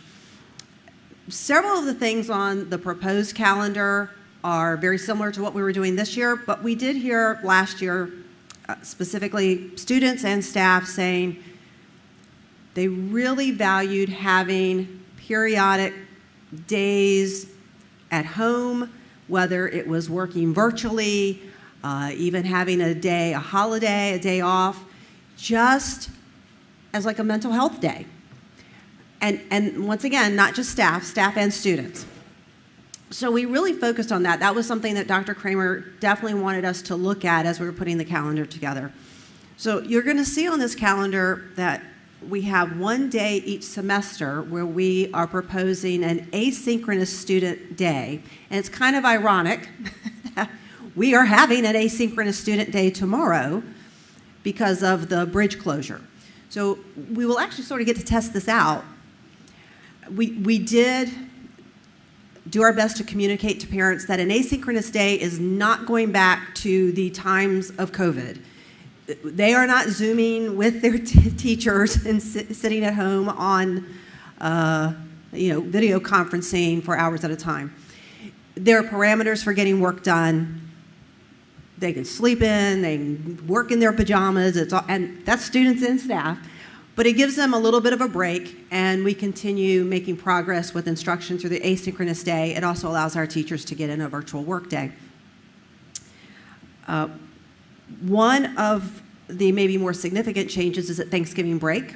We are proposing that students would be out that entire week. We actually did get quite a bit of feedback last year, the parents that wanted to see that. They did not like the half days, sorry, Dr. Kramer, last year, but they didn't mind the idea because many of our folks do travel, and we have a significant population of military families here, so oftentimes they're going out of town. So they felt it helped them to get a jump start on travel. Before those days, we were proposing that the very first day, that Monday, is a staff work day and a parent conference day, and the second day, Tuesday, would be a staff virtual day. But the students would be out all week. December is the one area of the calendar that's a little bit of a toss-up right now. Traditionally, we have tried to do 2 solid weeks, Monday through Friday, for vacation, for winter break. Next year, December 25th falls at a very kind of odd time. The draft here is proposing that students would get out December 17th, that would be their last day, and we'd have a staff virtual work day on the 18th. But in the survey, we're going to ask if people would prefer students going through the 19th and staff going through the 20th, and then returning later, January 6th. Still the same number of days, it's just a matter of where they fall. So we're going to get some feedback to see, do people want those Monday through Fridays with 3 weekends kind of bookended in there?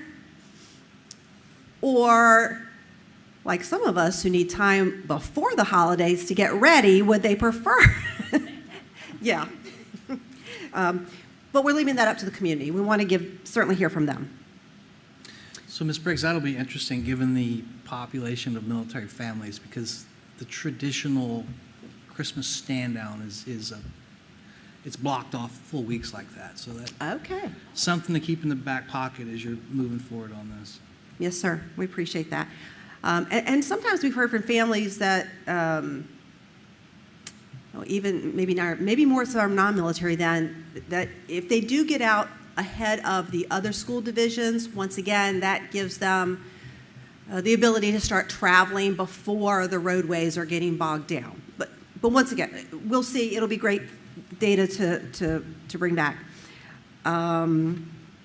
Anyway, you have the draft in front of you. I don't know if you have any questions on it. Once again, we'll emphasize that it is a draft. I don't know if Ms. Getz has anything else to add. Yeah, the only thing I would add is if you have any feedback, suggestions, we would also like to hear those from you before we bring the calendar back to you in February. I think you've done a phenomenal job with this. I went through every month and looked closely, and the December dates, caught me a little off guard, and I thought, well, maybe it'd be better to have the 2 full weeks, but I don't know. It's going to be 6 of one, half dozen the other. So I think let the community come back and say what they want. And speaking of the community, if you would pay some special attention to see what percentage of respondents will agree with Mr. Gidler as far as asynchronous days. Yes, sir. If there's a lot, you may have to watch it. If there's 1 or 2, then maybe we could move forward with it. I like the idea. I think it's a good idea. I think it's helpful in retaining teachers. Yes, we thought so. And, but I'd really like to see what the community says about that. Absolutely. Okay. I will add, too, that some of our dates, since we did have a lot of thought into this, some of our dates for our virtual days for staff, you might see them falling on a Friday or a Monday, and that's intentional. Often, those are our two highest days for substitutes. If we're doing virtual days, there are no subs that day. Right. So if employees have events happening, appointments on those Mondays and Fridays, that's going to be a savings for us because we're not going to need those subs. That's a savings for the taxpayer. Yes, sir. Well, thank you very much. All right. Thank you.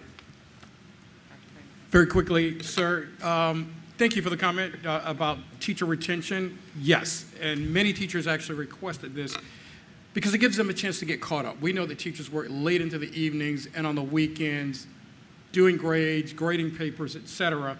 This allows them an opportunity to get caught up without spending additional time, but also having meetings with students.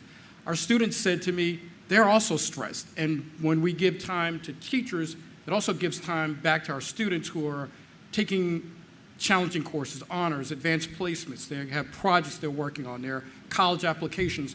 It gives them some additional time as well. So I had students say to me they need that additional time as well. And strategically placing more of that time into our calendars, I think, is going to help. Ms. Briggs, I do want you to speak to one thing. The community might be wondering, where are you getting this additional time? Our school day is longer than most. Would you speak to that very briefly? I'm actually going to defer to Ms. Getz on that one. Very good. Okay. Yes, so in our area, we go to school approximately 30 minutes longer than other schools. So that is time that we are banking of instructional minutes.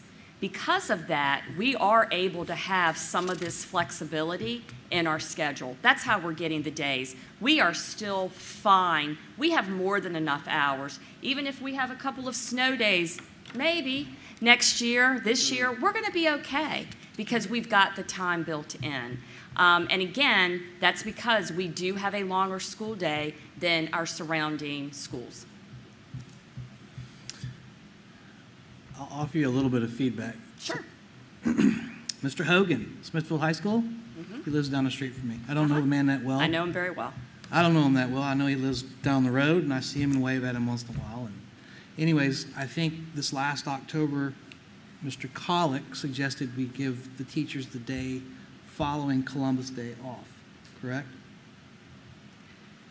I think so. we had a work day that day. It was actually Columbus Day. Columbus Day itself was the staff, and I see you have that on there.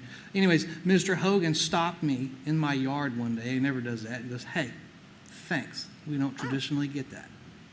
So, for whatever I think that's that was worth to Mr. you, Colick. it's my plug for Mr. Hogan. Yep, very good. All right. Anything else? Moving right along. Thank you.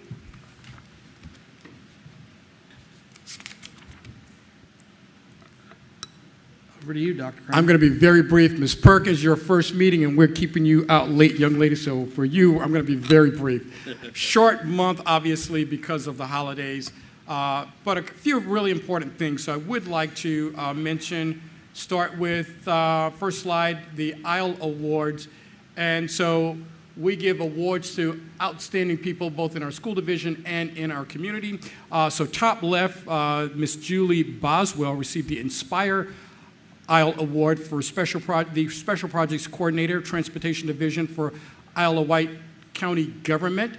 So we had a chance to go over there and present her that award for support she's providing our school division. Top right, Mr. Robert Rogers received the Succeed ISLE Award, who is the Building Trade Students and Instructor. In fact, we gave the ISLE Award to not just the teacher, but to all of the students. And probably, Ms. Briggs, we probably need to find a ISLE Award just to give to all of those students, just the certificates, because they all receive an ISLE Award for what they're doing. Bottom left, Ms. Jennifer Williams from our community with Smithfield Foods, I think, and the Smithfield Foods Women's Connect group. She's mentoring students at Smithfield Middle School. and amazing support she provided our chefs at Smithfield High School with some of the work that I think occurred during the Thanksgiving holiday. So she received the award. And last, Ms. Ferguson, the instructional coach at, I think, Smithfield High School and Windsor High School, received the ISLE Award. So congratulations to all of these outstanding recipients.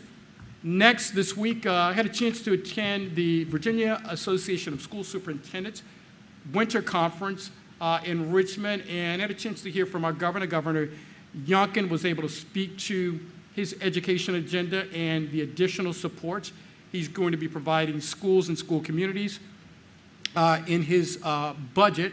So that was wonderful, and those are things that we will be talking about in our upcoming budget discussion. So that was great having a chance to hear directly from the governor. And you can't see on this screen the State Superintendent, Dr. Coons, and the Secretary of Education for the state, Gordera, were also there. So it was a wonderful opportunity to interact with our elected officials and our school division leaders at the state level.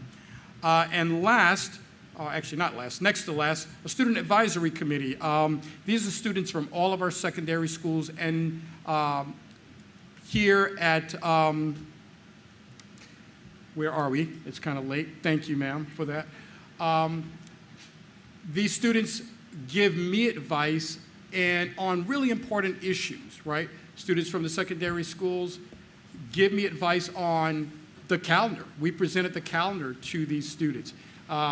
We talked about budgetary priorities. So when you heard from Samantha and Conyers and Connor Walters, they are also members of that advisory committee. And we don't just have, regular discussions. We talk about very meaty, important discussions. And I want to hear their advice, their opinions on what's important to them so that I can share and convey that information to you all. So those were some great meetings. And again, secondary students here from Westside and all of our secondary schools were represented. And last, this just occurred today, and Ms. Briggs, obviously it's in here so I can now talk about it. So we had a chance to go to Windsor High School, and this talented gentleman is the Teacher of the Year for Wight County. Awesome math teacher at Windsor High School, Mr. Scott Graham. So staff and I had a chance to go over there today and surprise him, but just an outstanding gentleman who's going to represent us so very well. Our hope is that he goes on at the state level and maybe he can, compete at the state level, but regardless, an outstanding representative, and that occurred just today. So congratulations to Mr. Graham, to Windsor High School, and to the students. That concludes my update, Mr. Chair. Thank you, Doctor. Any comments? All right, moving right along. That takes us to 18.1, Personnel Report and Addendum.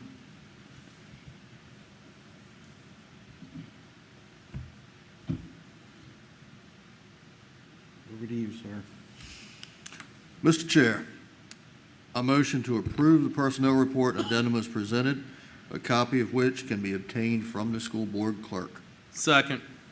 We have a motion and a second. Madam Clerk, please take a vote.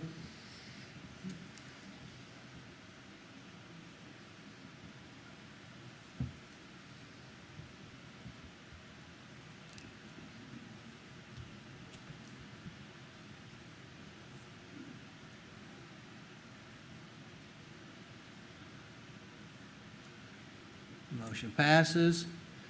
Moving on to 19.1 consent agenda. Mr. Wooster. Mr. Chair, a motion to approve the consent agenda as attached and presented. Second. A motion and a second. Madam Clerk, let's take a vote. We're going to have a little bit of discussion real quick. Thank you, Mr. College. Yes, on the financial report, first page, down there at the bottom, budget expended or encumbered year-to-date for the same period last year, 35.4% is likely a mistake. We'll definitely follow up on that. Mr. Colley can get back with the board and certainly you on the Finance Committee. Okay, thank you. So, would you like to ask Mr. Wooster to amend the agenda and withhold that? Yes, Mr. Vice Chair, I would request you amend the agenda. Amend the movement. Yeah, rescind the motion, and then we've got a re-motion with, how would you do that, Pat? One line is wrong. Well, hold on. Did Mr. Wooster make a motion to? We have a motion and a second to approve as presented. But there is a.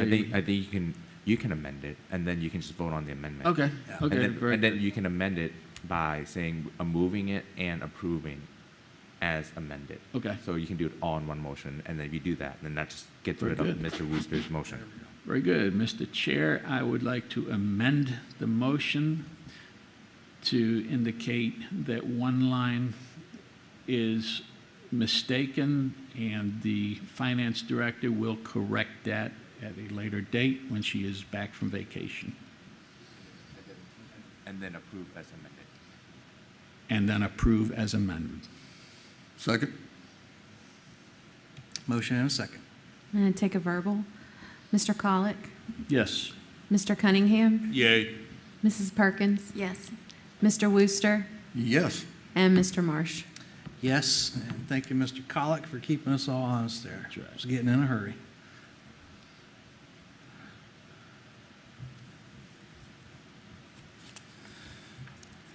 Okay, 20.1 bylaws for first read. Madam Clerk, would you like to explain the changes for the board, please? Yes, currently in the bylaws, we approve the agenda for open session when we come into open session. And before in the past, we had approved the agenda for open session before you guys went into closed session. That gives you guys time, from when it's posted until today to see if you want to make any changes. And if you do choose to amend the agenda and add items, I have an opportunity to add those onto board docs. And then they're while you guys are in closed session, then they're in the correct order. And it also allows me to take a vote, online. It's completely up to you, but that's the reasoning behind it.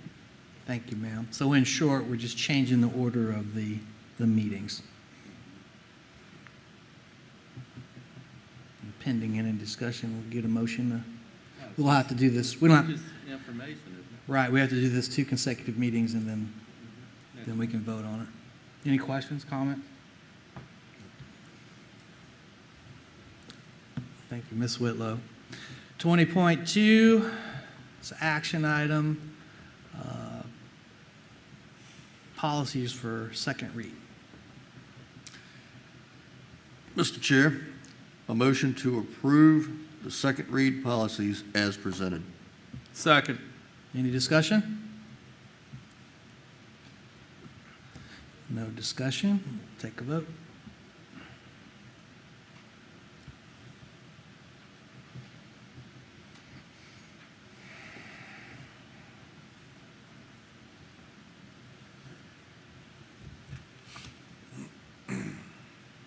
Passes unanimously. And that moves us to agenda item 20.3, joint legislative resolution. So this is a project that I've taken on. Has everyone had a chance to read it? Okay, I'm not going to read it for everybody. It's posted online.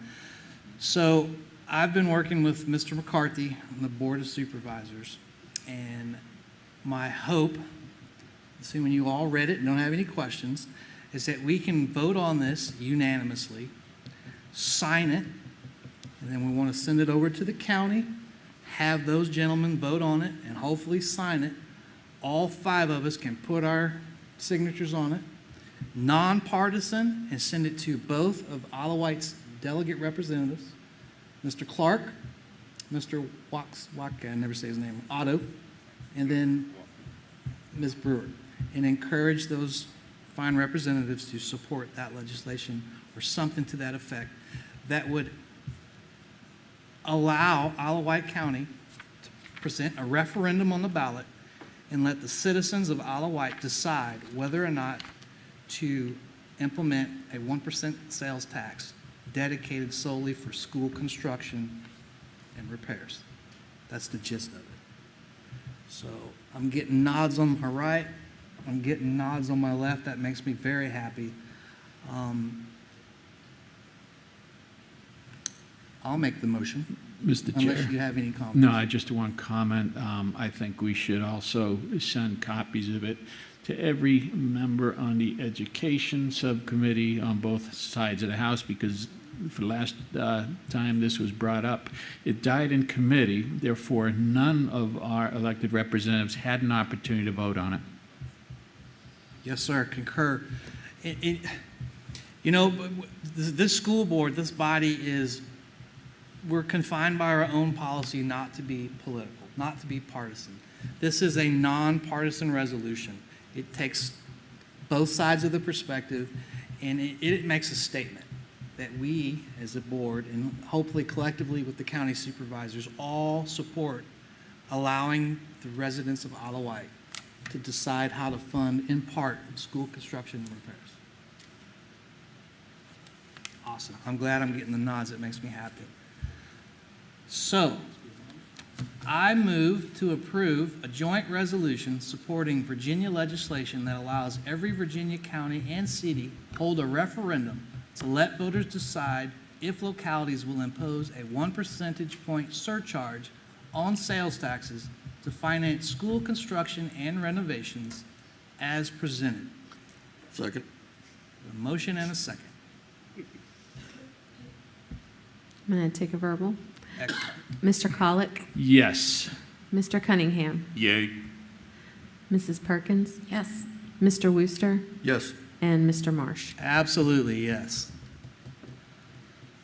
So, gentlemen, lady, when we're done, I think Mrs. Whitlow has a paper copy, and please sign it before we leave, and I will hand carry it to Mr. McCarty.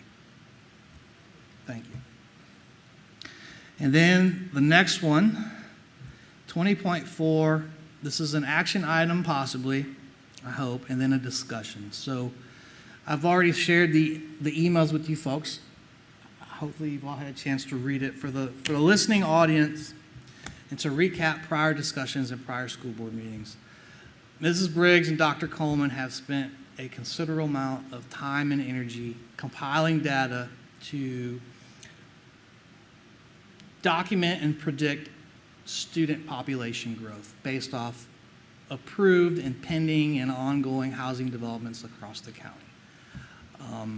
There is a bit of misunderstanding between the Planning Commission, the schools, us, and the county supervisors, and perhaps the Smithfield Planning Council. I'm not even sure about the Windsor Planning Council. I haven't engaged with those folks. But the bottom line is, it is my personal hope that we can all collectively get on the same sheet of music. Whatever the data is that we're going to use, let's just use the same data and agree that this is the direction we're going. Last week at the supervisors' work session following their org meeting, new supervisor Mrs. Roundtree proposed a task force to do just this at a county level. So my ask tonight, and what I'd like to do is open up a discussion, is that we form an Isle of Wight County Schools task force, and with a stated mission to work to complement the Isle of Wight County Planning Commissions, the Isle of Wight County Board of Supervisors, and any other planning commissions in their efforts to have a consolidated effort in estimating student population growth. I don't want to task anybody specifically. I just want to be on a hot standby to assist as needed. I think much of what Mrs. Briggs and Dr. Coleman did is arguably outside the scope of the schools, but we did it in good faith and for no other reason than that to predict what's coming.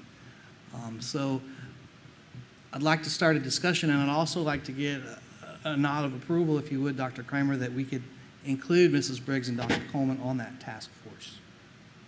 Okay. Any discussion? Sure. I think if the county is going to have a task force, I think representation from the school division would probably be a little bit better to be right up there at the table with the county to bring the school's perspective along instead of, it could be, we could end up working in a bubble if we're not working side by side with them, in the same meetings, and I would hate to see that. So I would rather see us participate in a county task force than have our own. May I just say very quickly, Mr. Chair, whatever support you need from our staff, you have my support. So whatever that looks like, whatever that ad hoc committee might look like, I support it, and will certainly suggest, and you've already made that suggestion, I agree with that. I think it's imperative that we have representation from the school division, so I certainly commit to that. Thank you, sir. And I certainly would love to be on a task force. Oh, great. That's awesome. That's good to hear. So as a school board, we certainly cannot attach ourselves without their concurrence. Correct. Nor can we task them any more than they can task us. I don't necessarily want to form a committee because I don't want to deal with all the formalities of it. Maybe we don't need a motion. Maybe we don't need a formal task force. Maybe we just need to walk away here with agreement that Mrs. Briggs and Dr. Coleman will keep us informed, and in the event you have to present or have a discussion with any of the aforementioned bodies, that Mr. Colick is there as support and a voice, and if for some reason he can't make it, one of the other four of us will step up and be there. In short, I would hate for you guys to show up and not have some sort of representative from the board. Right. So call it top cover, call it whatever you want. Do we need a motion? Do we need to? No, I don't think we do. I think that just goes without saying. And I would hope that if the Board of Supervisors does create a task force, they will certainly include us within it. Okay. And I think there would. So I've gotten verbal confirmation from Supervisor McCarthy and an email from Supervisor Roundtree that both said they supported sitting down and listening to the data that these fine folks have already put together. So that's a step in the right direction. Absolutely. We want to work together with the Board of Supervisors on as many issues as possible that are going to impact our school division. Okay. So then I think everybody's nodding, everybody's happy. Are we talking about our own task force or trying to get a seat at the table at their task force? What is our goal exactly? I would hope we would get an invite to participate in their task force. Okay. I don't see us having one. I'd be fearful we could be eventually acting within a bubble, not knowing everything, all the details that they're looking at, them not knowing what we're doing. And so we need to really be tied at the hip on this, because whatever the decisions they make are going to directly affect our schools. And like I said at the, I think the December meeting, there's nobody that wants to move to Isle of Wight to send their kids to city schools. And us being on the task force should be able to prevent that. So I don't want to speak on anybody at the supervisor's behalf, but I was listening to their meeting, and if I understood it correctly, they have a forthcoming work session planned where they're going to kind of codify their task force. They didn't vote on anything either. So I would suggest that at the end of this meeting, tomorrow, the next day, I will reach out to those folks and say, hey, this is what we discussed. We've got Doc Coleman, we've got Ms. Briggs, and we've got Mr. Colick on a standby to assist in any way, shape, or form. And we'll just let them go from there, and we'll suggest that they include us in their task force. Good? So we'll wait and see what happens with that and bring it up the next meeting. Yeah. Okay. Mr. Rooster? Sounds good. Awesome. What's else? What do we got? Board member comments. Who wants to go first? I'll go first. Go for it, Ms. Perkins. Get it over with. I was happy to attend the SEAC meeting last night. I love that we have the parent outreach for the special needs kids that we have And I really hope the information is out there to the parents, that it's there and that the kids are welcome there. It's informal. So I thought it was a great opportunity. So I'm happy to see that we have it.